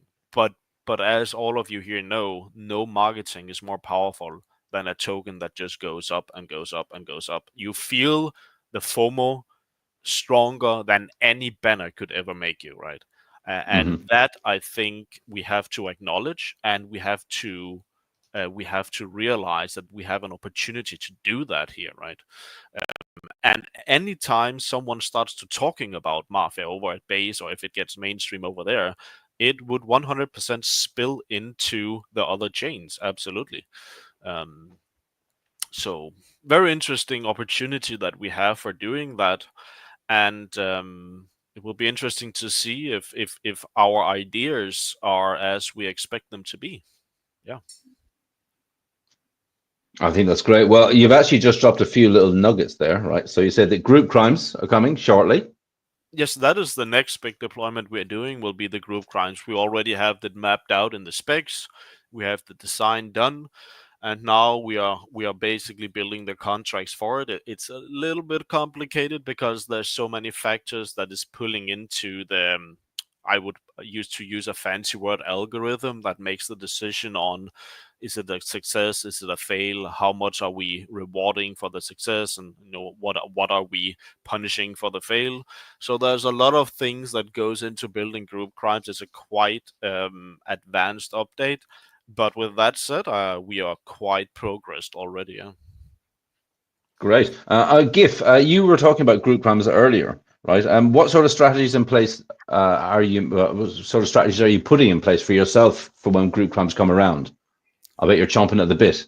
Yeah, absolutely. I mean, Jacob knows that, my education just went kind of through the roof once he started launching all these smart contracts. So that's like 90% of the fun, is just building around what Jacob launches. So it sounds like, from my impression, that the group crimes are going to incorporate many different contracts involved into, like he just said, deciding, what's going to be a success, what's going to be a failure, and then what are those successes and failures going to look like? What's going to be logged out from those. So I'm really excited to that. From what he's already shared, we know that your experience meter on both rank, racing, bust out, the whole 9 yards are all going to be implemented in there. And it's kind of coming together in this nice little web of contracts. So I'm excited to play with them for sure. And, I was a little disappointed, I got to be honest with you, that's not what launched the other day. But all is good. Always something else to look forward to in this ecosystem. Yeah, well, we can't impress every time, right? Well, with that said, I think the perks update does have some interesting aspects. And the reason why we did this was because we all know that we don't want to make this into a pay-to-win game. That would take away a lot of the feeling and a lot of the effort that all of you have put in. So what we don't want is just a scenario where someone can drop $1 million and then they will just win the game. We don't want that. But at the same time, I think everyone has to acknowledge that this is a game about money. And if nobody puts money into the game, then there's no money to win, right? That is kind of logical. So we need to find this magical balance where not only can we basically make features that allow people to skip some things or get some shortcuts or somehow become relevant in the game without necessarily giving them a straight path to winning the game. It's a very difficult balance to hit, and we have to hit it, right? And not only that, we have to look at it from a new player's point of view as well. So by having the XP market, for instance, we allow that someone new can come in and buy someone's profile, right? That meaning that someone who wants to be a significant player could potentially be it, right? They could buy it from someone who wants to sell it. I think some will call that extremely pay to win, but others would see that as a good new onboarding feature for new serious gamers who are willing to put up the capital that it requires to be a significant player. And we have to cater to all of those things at the same time if we truly want to build a economically viable game, right? Otherwise, we are just going to see a scenario where the vault will get depleted over time and the incentive to continue playing will just drop significantly, right? And that is something that we take very seriously, trying to manage that balance. It's a very, very difficult job. And the perks update is in the same way as the XP market is a part of that, because through the perks you can certainly obtain ways of ranking faster than the average player. And the reason why we didn't make the perks a marketplace just to buy, imagine you have a perk store, you could just go in and buy all of the craziest items and then combine them and rank up to architect in 3 days. We could have done that, but we didn't. We pushed it out as more of a randomness feature, where if you really want all of the best items, you not only have to be lucky, but you have to spend a lot of money doing it, right? And that is kind of what holds it back of being completely pay to win, is that you are not in control of what item you're getting in the perk scenario. Because truth be told is that if you utilize a lot of the 90% cooldowns and the 100% success rates, if you utilize those together on the perk or the helper bots, you would be able to absolutely smash ranking like nothing you have seen before. But I know the chances behind opening those great items, so I'm not too worried about one player getting them. You know, you have to be insanely lucky. Yeah, so I think right now it's on a pretty good balanced place where we incentivize people to spend money, so the protocol is healthy, but at the same time you can play the game and be relevant without actually doing that. It's a balance that is so difficult I cannot even try to explain it.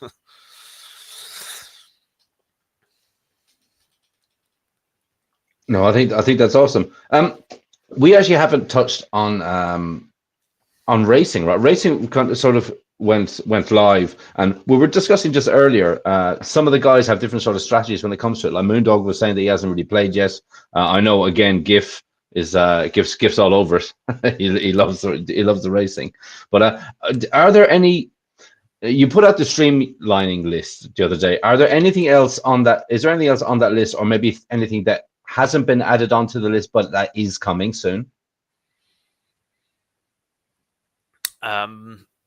Maybe Safe House is one of those things we are considering re-adding to the requirement for launching. But that's mainly like a wartime item where someone could potentially pay in-game cash to be in a safe house. Other than that, I think we have made a pretty good split where what is absolutely needed for the core game experience and what is not. And some of them, as we also write in the wiki, is that some of them might even be subjective to complete removal. If we don't feel like it makes sense to build it out, spend the time and all of that, we will simply probably never do it. So it can go both ways, but the streamlining is kind of a attempt to define what is a requirement for the kill function to go live. Yeah.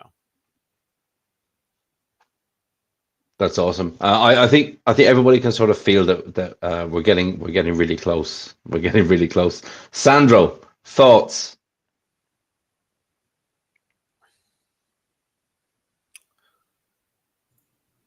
Everything's looking great, man. I'm just looking forward, like everyone. So great stuff. Brilliant stuff. Yeah, I absolutely think so too. Jacob, the other day you posted and you said that there was a character which was going to be entering the game that you were just going to be ranking up for testing purposes. Do you want to expand on that? Because I know a couple of people were literally saying, is this, I think that was when people started to say, oh, is this a pay to play sort of thing? Yes, sure. So obviously we as the dev team, we have not really been playing the game. So we are very reliant on feedback from the actual users. But when you make an upgrade such as the perk updates that touches on the ranking aspect, we have to fully understand the implications. And so basically what the update says is that from tomorrow, this account will receive all of the greatest perks available, and it does have unlimited helper credits, and basically it's a fully fledged account that would mimic that someone had $1 million they want to spend, right?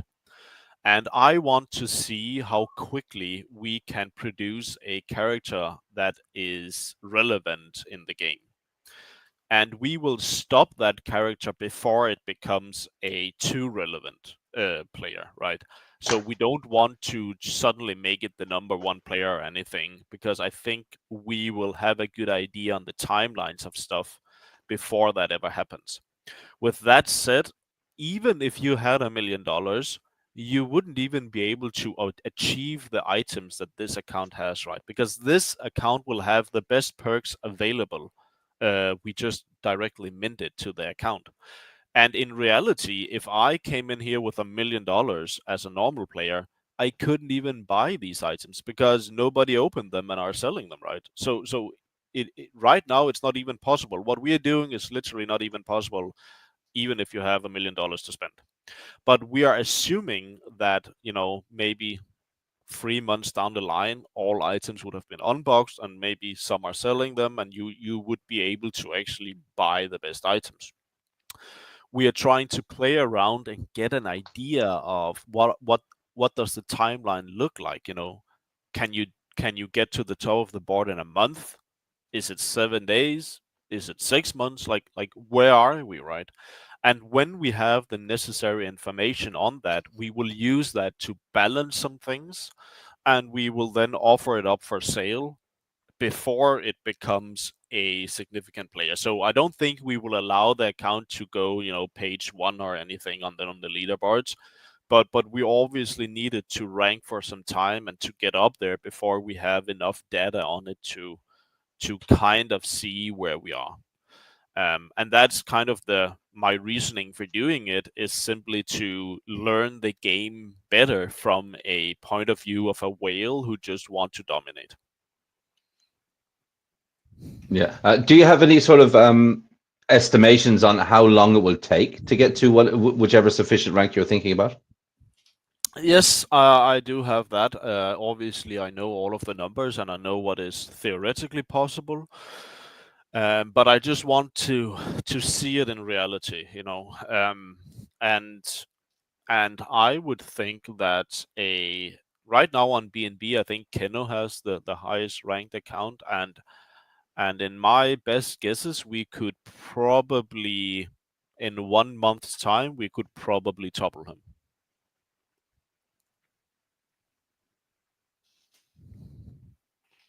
J Ripto, were you saying something there? I think you're still on mute. Yeah, I just said that's wild. That character could get that good that fast in a month. Yes, and I agree.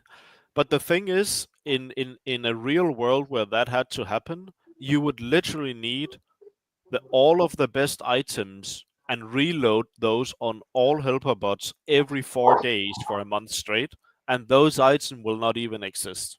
Nobody will be able to buy those. So it's like it's a scenario that is literally not even possible, only in paper theory. But also, we have to acknowledge that if someone really wanted to do that, they would probably buy an item from you and pay $5,000 for it. And then you can sit there and be, quite happy about that. Maybe we got a new... Yeah, exactly. So maybe we have a new top 10 player, but he bought for thousands and thousands of dollars. And who can he buy from? Only the guys who has the items, right? So everyone will be benefiting from a scenario where someone wants to climb fast, And if the person who did this only opened perk boxes, well, then the vault would grow from that, because on average they would need to open like 100,000 perk boxes, and that is not cheap,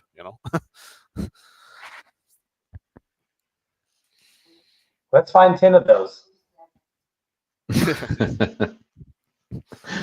Keno, any thoughts on this?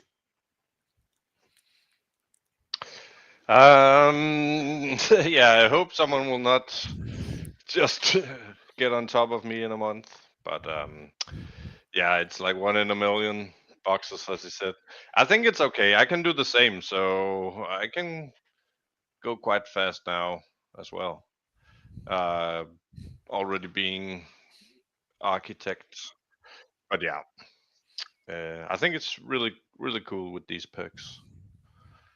It's gonna be a cool feature. Yeah, I think so too.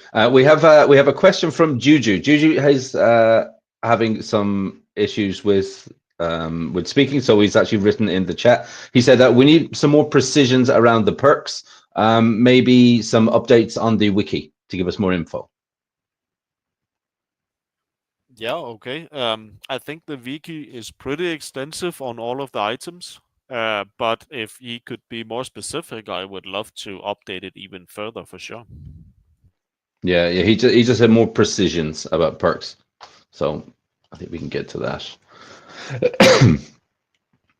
Anybody, any questions for Jacob the Godfather while he's here? This is your chance.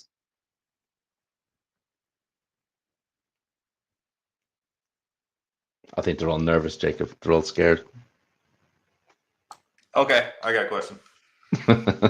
Sorry, I'm always chomping at the bit here.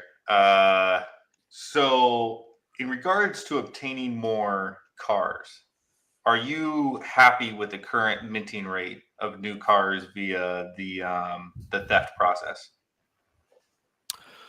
Optimally, we didn't have this limit. I know what you're talking about, and just to fill in everyone else is that when we do a minting transaction on cars, we have a technical limit of 13 cars per mint. Otherwise, the transaction would simply fail. Meaning that if you have a helper bot where you maybe applied some perks to have a higher success chance of stealing cars or lower cooldown or whatever, you would still not be able to get more than 13 cars. But the workaround we're doing is that we are essentially minting you more cash as a side reward instead of the cars, and you still get the full rank XP from those as if you stole them. So no, I'm not happy that we have this technical limitation, but to be honest, we are getting kind of used to it, because this is not a Web 2 game where you can do anything you want. We always have the blockchain to adhere to, right? And the blockchain really does limit us in many ways. It benefits us in many ways as well, but it certainly also does limit us in what we can do. And in this specific scenario, the cars is one of those places. Yeah. Have there been any considerations for introducing another method of obtaining vehicles? Not really, but it's probably something we could consider looking into. But the priority of that is not really high at the moment, simply because I think everyone has enough cars, and and when we introduce the car crusher, we would see that people will start exchanging cars for bullets. And that point in time, it could probably be more interesting to get more cars, but you can always use the cash reward you get instead of the cars to basically just buy the equivalent in bullets anyway. Cars will essentially become an important feature in all group crimes. So when you have a driver with high race XP and they submit a car that has the necessary damage or the necessary value, that would benefit the outcome of the organized crime significantly. And that's when the true values of 0% damage high value cars will come to light. Simply because if you make a organized crime and you have a bad car, you would have a very hard time succeeding.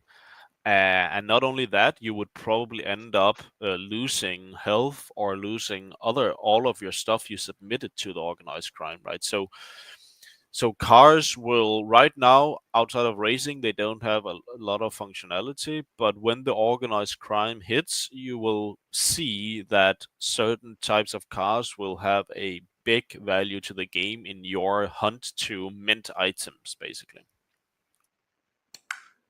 I'm assuming I probably crashed more cars than I should have. Maybe, who knows? But the race XP is important as well, because you might have a great car, but if you haven't taken your driver's license, what does it matter, right? Fair enough. Yeah, exactly. Jacob, you also said you wanted to discuss hidden info versus public information.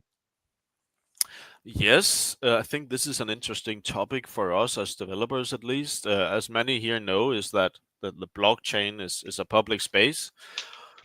And in Mafia, there are certain things you would want to hide, right? So, for instance, your location, your bullet amount, your cash amount, your health amount. There's a lot of stuff that you would prefer to be hidden, but we are by nature in a space that is very transparent. So, how do we solve that balance between what is hidden and what is not hidden, right? And the fact of the matter is that there will be scenarios where we simply cannot hide it from someone like GIF, some who is, every family has their own developer, as far as I understand, and those developers will be able to obtain information from the game that is not available for, the average Joe who is just looking at the website clicking buttons. So the moral here for me is that, do I allow developers to have such a significant edge, or will I simply make that information available to the average Joe? Right? So to speak, I could level the playing field by literally just making stuff public that I know I can't hide, right? So if I know that Giftedware has all of the bullet amounts of all accounts, well, I have two options. Either A, print the bullet amount on the player's profile, or B, accept that Giftedware has a massive advantage over the average Joe. Right? That is the controversy that I am in for a majority of these data values, right? So I would like to hear some people's opinions on where does it matter more than others, right? I think absolute fairness is best. Whatever advantage a person is able to have, I think all should have. Just for the sake of not catching crap in the future, like, hey, why is this unfair? Why is this not the same for everyone? Because you didn't went to school, you didn't study coding. Yeah, well, crap. Still, the game feels unbalanced because that guy went to school and I didn't. So yeah, to avoid all of that, we should just get ahead of it. And if people want to see it, it's there. If they want to see it, they can just skip it. I don't know.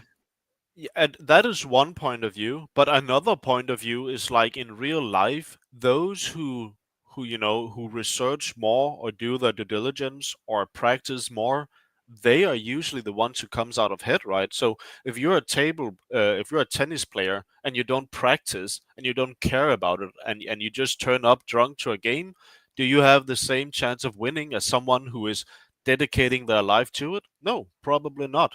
And that's the case of their entire life with everything. The more effort, the more passion, and the more willingness you put into something, well, the bigger advantage you will have. And that is simply just life. But at the same time, there will be something that I think is such a significant game advantage that we have to share it with everyone. But also, I would like that there are stuff that those who really want to go the extra length to get maybe a 1 or 2% edge, they can actually do that, right? Like with everything in life, whoever wants it more will have a small edge. That's just how it is. And that is also a balance that we need to find, where how do we reward those who want it more? And how do we basically safekeep those who just want to play it as an average Joe, right? It's very difficult. I totally agree. Yes. And as I just said, all families have someone in this role. I know Disturbed has that. GIF have that. Directorate has that. The OGs to some degree have that, I'm sure. And what level those individuals share that information, I'm not entirely sure. But they certainly do have people with that power or that knowledge to benefit the entire family.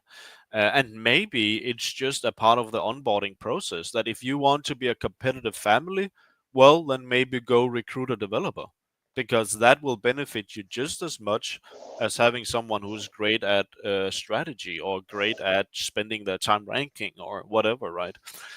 So it's really a difficult one in many ways, because the game, if we just publicized everything, imagine your health was public, your bullets were public, your cash was public, everything was just straight up easy access, and your location and all that stuff, that would also feel kind of wrong, right? We want to hide stuff. That's kind of a part of the mystery. So when you go and attack someone, you don't know if they have 1 health or 1,000 health. You don't know how strong it really is. You know, how many bullets do they have to make a successful backfire, and all of those things. That is a part of the mystery of the game, that you are entering waters where you are not in entire control, right? And that is something we want to kind of dive into and try to figure out, where should we place this balance. And giveaware will be a part of achieving that information. We obviously have a pretty good idea of what someone like Give knows. Just through indexing events, we kind of know what you potentially could know. But at the same time, we also want to see where have we been successful in disallowing someone like Give to obtain information that is probably best as hidden, right? And giveaware will help us with that, and if he brings value in doing that, we will also post a reward for doing so, simply because it benefits everyone. I see what you're doing there. No, I mean, let me give my completely unbiased opinion on here. I don't think there will ever be a scenario where it's humanly possible for you, Jacob, to make this protocol completely fair on what everybody can see and what people can't see. There's information that you can gather that you need to put together in order to get new, better information. So it wouldn't even be like, you just got to patch this one part here. This one part here is giving away too much information. It may not be directly related to that. It may be a direct relation to a number of things that are brought together. So my unbiased opinion is, yes, you want to do the best you can to hide as much as you can. But if you were to say that we will do everything we can to constantly play this cat and mouse game, I don't think you will ever be able to claim that you've done that justice. I think there's always going to be this cat and mouse game. And especially if you're talking about continually develop as the game is live, well, then that's going to introduce new portions, new information, new things that can be gathered. While, perhaps I'm running around trying to kill somebody, and maybe I'm running around trying to hide from being killed, right? That could be happening all at the same time too. Absolutely, and you know just as well as I do that it will be a cat and mouse game, but what we just want to do is kind of set a standard where we allow something, and then we really try to protect the things that we think are important to protect. For instance, for me, the number one is probably the health amount of an account. I think that is some of the most sensitive information there is, and we will do our best to hide what we think needs to be hidden.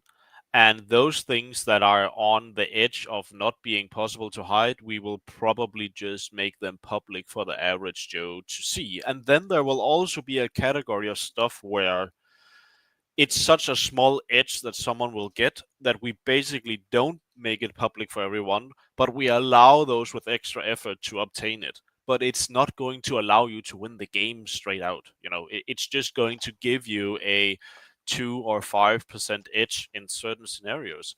And I really think that is fair enough, because as I said before, those who want it more, they tend to get it, Yeah, I think that's a good way to look at it. I agree. Absolutely unbiased comment from giveaware. Yeah, unbiased, completely. So for those who haven't catched on, giveaware is a developer just like me, and he has basically built his own information panel to have a different look into the Mafia protocol than what you see on the site that we provide. And a lot of that information that he accumulates is something that would give him a better understanding on what to do in many scenarios.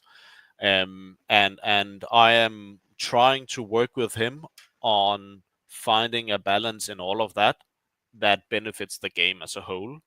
And obviously, I hope that he will work together with me in doing that instead of effectively, trying to avoid that cooperation.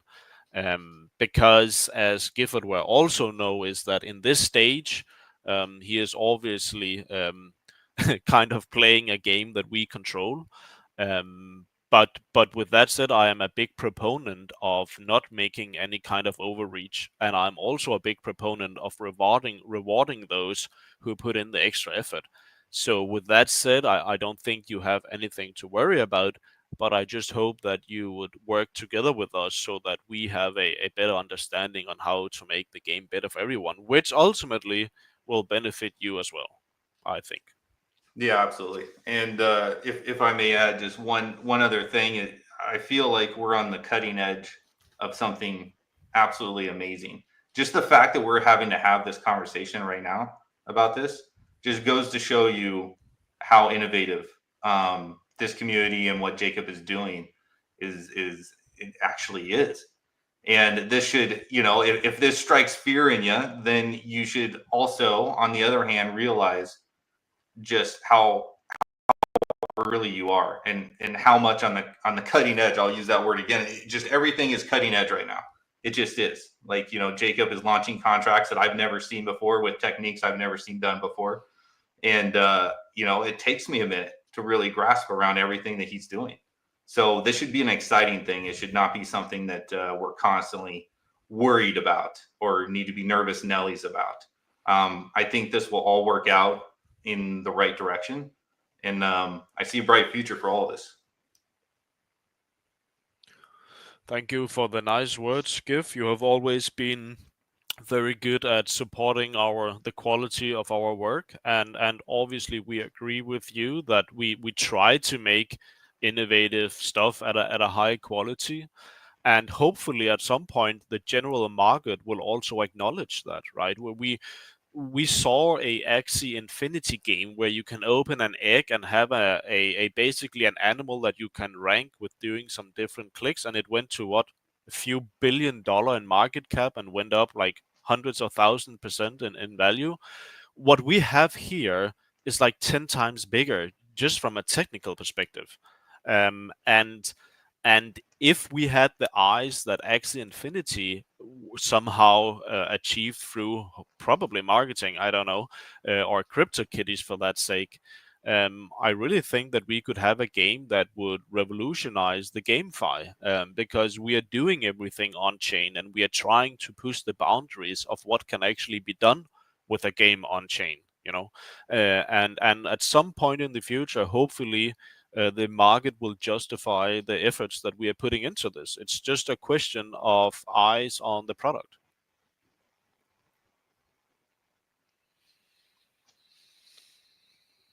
Yeah, absolutely, Jacob, like 100%. I think we're getting to that stage. We're getting to that stage now where, like Giff is saying, that there will be a lot more developers that start looking into this as we start to get out there, and I think there will be a lot of very impressed people by all accounts. You know what I mean? I think we're going the right direction. I think things are ticking along nice, right? So I think for sort of on the roadmap, then we've sort of said that group crimes are coming next. And you loosely estimated about a month or a few weeks to a month, and then more talks about the base launch. What sort of next steps are there after that you can share? Well, I think the big ones would be the kill function and the vault contract on chain. So, for me, the putting the vault on chain is probably the most stressful of them all, because as most people understand, is that the moment you put a big pool of money onto a contract on chain, that is the moment it will be attacked from every angle. And it would be quite unfortunate if we lost the vault to a exploit, right? I think that is a simple thing to agree on, and that would put a huge dent in the entire narrative of the game. Right now, as Giv already mentioned, the vault is a simple hardware wallet. So right now there's, almost 0% chance that it's going anywhere. But the moment that we have to change that from a wallet to an on-chain contract that gets triggered by certain functions, that's the moment where, we could potentially lose everything. And that's going to be a biggie. We want to not only audit it, we want to have like white hat hackers on it. We want to stress test it multiple times. It's going to be one of those contracts that we will spend a lot of effort, money, and time on making sure is perfect. Because if not, then all of our efforts would have been for practically nothing, right? So that is a big one. And for you guys, obviously also the kill function is going to be a big one. Not only because we want to hide certain stuff that's in there, we don't want just to have a blueprint available to how best to kill someone.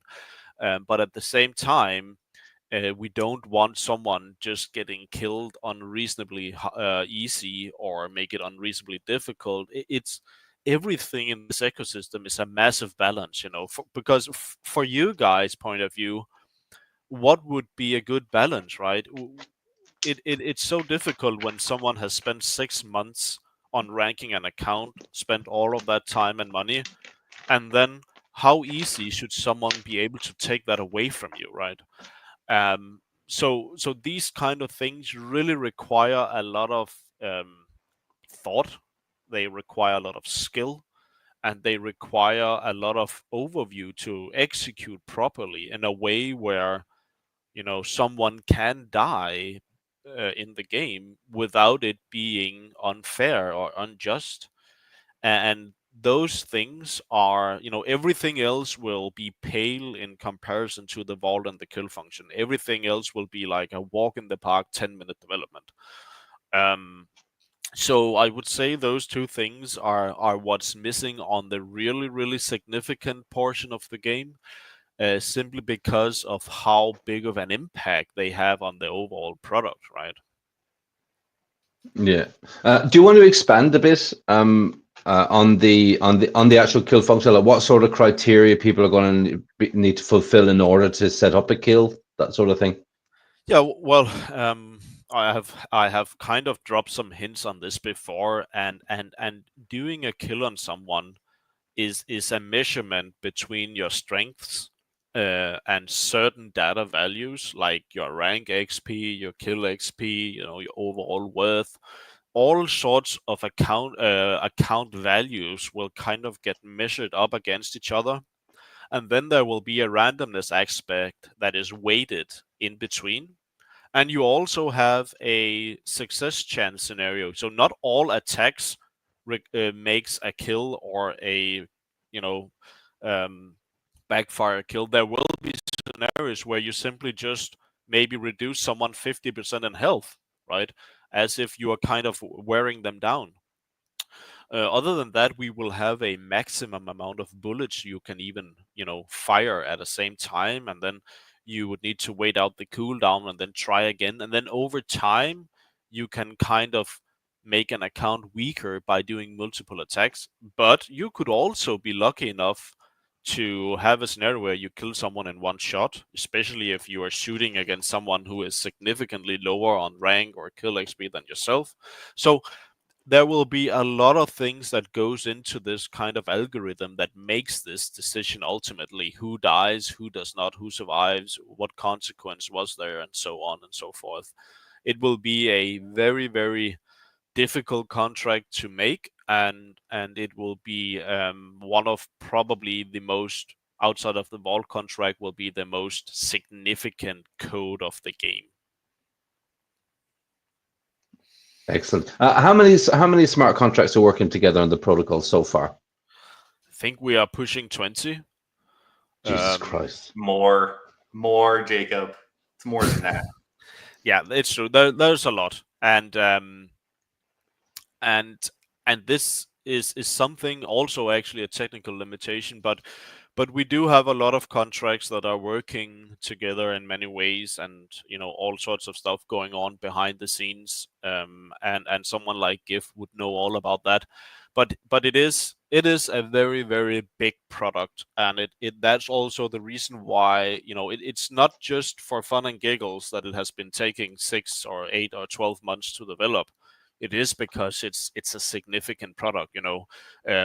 We are not just forking liquidity protocol and changing the logo. I would be done in 2 days. We are pushing new code, new innovation, and we constantly have to think about the implication of each contract. What does this do for the game? And we have to come up with the specs and the balancing and everything, right? So just want to put out there that when stuff takes time, it's not because I'm sipping at a drink in Thailand, right? It's literally because you cannot build proper crypto development or blockchain development much faster than we're already doing, Yeah, and without putting other projects too much down, you could just go and compare, who has 20, 30 unique contracts deployed that are working together. Well, spoiler alert, nobody, right? So, especially on Pulse Chain, by the way. So, yes, it is a significant product, but we are doing our utmost best to make it happen. And hopefully, not only will we benefit from that, but all of you who has been here and kind of trusting the process and trusting in especially my skills.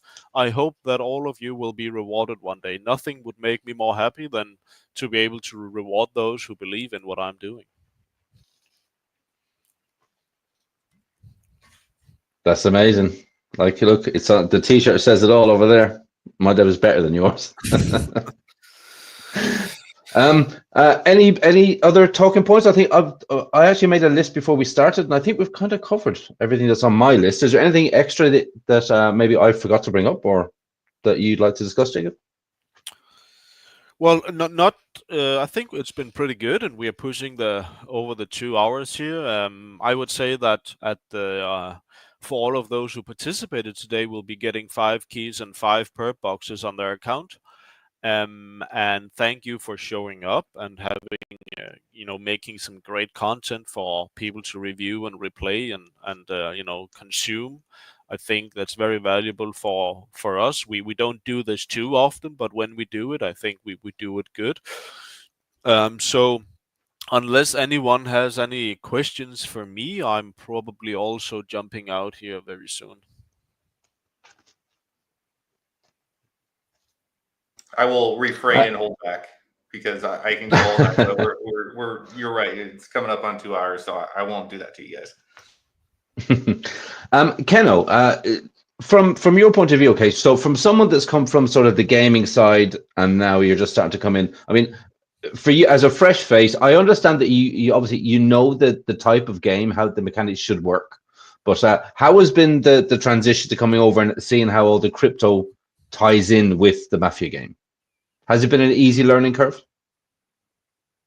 Yeah, I think so. It's been quite easy. I mean, I learned a lot from the crypto guys here.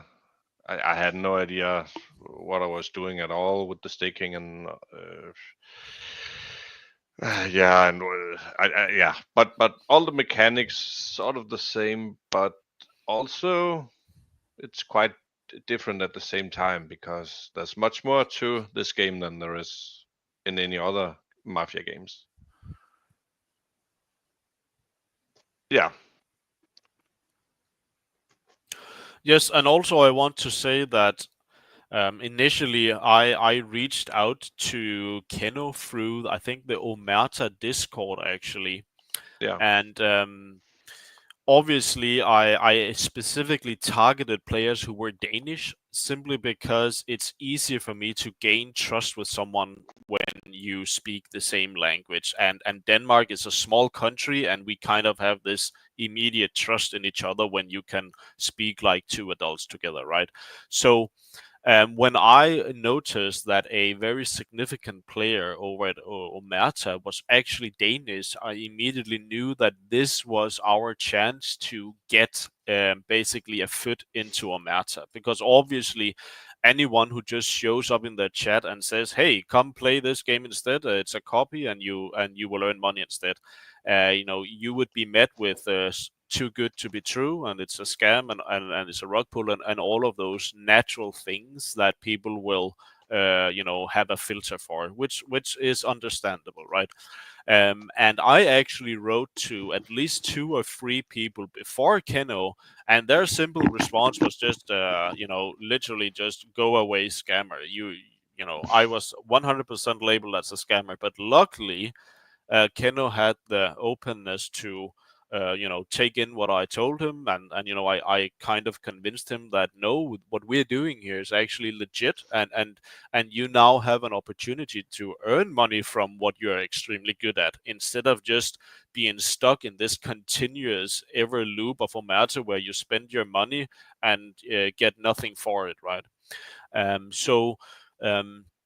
I'm very pleased that we were successful in bridging Disturbed family, at least somewhat, to Mafia, but also that it's hard to just convince an old dog of a new trick, right? And some of these people in Omerta, they have been married to that game since some of us here were kids. It's a game that's been out for 25 years or something. So it's not an easy sell, but I think that we are slowly trying to kind of get into it where they understand that this might be a serious competitor going forward to playing the Web 2 game of Mafia, and the next natural step would be getting into Web 3. And if Keno is successful in what he's doing, he might soon be able to bridge even more families over here and start getting them set up, maybe as competitors or maybe in his alliance, who knows. But obviously, when you have played a game for 25 years, you know your enemies and your friends, but if there's suddenly a new game, previous enemies might become friends over that, right? So I'm very happy that we succeeded in kind of starting that slow interest from Omerta, simply because that was the inspiration to all of what we are doing. And hopefully the guys over there will slowly, one by one, realize that there is a better place for us. That is at least my hope with it all. And I will say, as the last thing, is that Keno is obviously providing very important feedback to me in some of the development scenarios, where when someone has been playing a game that works quite well except having no money payout, that gives you experience and balance understanding, and kind of gives you a good understanding on what works and what does not work. And we are trying to utilize some of his knowledge to basically not make the same mistakes as Omerta has already been through. So Keno is in a very minimal way helping out with some small things in direction or balancing. But obviously we are very aware that this is a competitive playing field, and it's not like we want to give any advantages to anyone, but at the same time we have to listen to very qualified feedback. So we are kind of trying to utilize some of the feedback that these guys are providing to benefit the Mafia protocol as well. That's great. That's great. I like the way that it's all coming together. I mean, obviously, we were all very excited when we found out that that Keno and the Disturbed family were starting out. Guys, if there was anybody out there actually that has got through 2 hours and 20 minutes and doesn't know what the Telegram is, join the Mafia Telegrams. It's at t.me/PLS Mafia or t.me/BNB Mafia Game. You can find Mafia on all of the various socials, PLS Mafia or BNB Mafia. There are links in the descriptions. If you are thinking about joining the game, jump into the Telegrams and ask the right questions, and the right family will find you. Guys, really, thank you all so much for this. This has been great. 2 hours and 20 minutes of really, really good content, right? I'm actually really, really happy with this. Yeah, I think it went really well. Some new friends, some old friends showed up. I think it's absolutely fantastic. Jacob, really, thank you so much for what you're doing. I'm in awe of this game all the time. I'm in all the projects, but this is turning into a real beast of a game. And the fact now that there are other chains coming, the facts now that we're starting, like we have this roadmap now, we have a pretty defined roadmap, and things are going to start clicking into place very, very soon. Thank you from all of us, really. My pleasure, guys. Thank you for being here today. I'm going to wrap it up now, and hopefully we will see you all on a DONS meeting sometime in the future, maybe sometime after organized crime. Let's see what we can arrange, but it's been, I think it's been really cool speaking with all of you guys, and also for those listening, I hope you have learned a little bit or been inspired or anything at all, really. So thank you for all who tuned in, and thank you very much for you guys who turned up here today. That was a very good stream. Thank you, guys. Sweet, thank you. Cool. Yeah, I'll come anytime. If I can make it, I'll be here. You know me. Absolutely. Cheers, Giff. Okay, see you guys. Thanks, Jacob. Bye-bye. Cool, guys. So that was it, really. I think we've actually got some quite... I think you dropped some quite nice little nuggets of gold on us then, right? So we know group crimes are coming soon. We know that there's pretty good ideas around the base chain launch. That could be I think that can be really good. Base chain is like new kid on the block, and they're doing just insane numbers already. It's a fantastic chain to go to.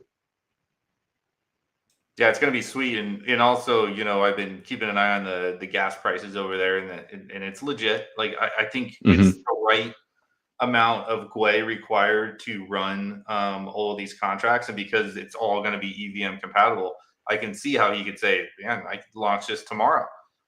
So yeah. I'm excited for it. I think there's a lot of good stuff that's going to come from that. If he decides that if the juice is worth the squeeze there. Yeah, exactly. Yeah. Wow, that's great. Right. Well, I mean, I think we can kind of wrap it up here. Any final words, Kenno, or any of the Disturbed family? Do you want to maybe give a 30-second elevator pitch on why someone should join Disturbed? Yeah, join to win, of course. It will be no. I mean, we're a good bunch. We most of us come from Europe, so right now it's I don't know all that PM and AM, but it's 20 past 1 in the morning. Yes, exactly. Yeah, so I mean, you can reach out to us, any of us. And just so people know, you guys are only currently playing on BNB side. Yeah. Cool. Yeah, so you will be able to find them in the Telegram chat. Go to t.me/BNB Mafia Game, everybody. GIF, Gearheads for Strength to Strength. How can people find you? The Gearheads are no longer recruiting, so we are okay.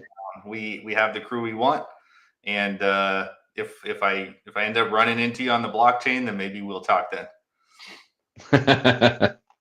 That's fair enough. Guys, really, thanks so much for doing this. This has been a lot of fun. We will definitely be doing it again next time. We'll have another one. And yeah, good night to... It's late where I am too. I'm also European time. And I'll catch you guys all on the next one. Good luck.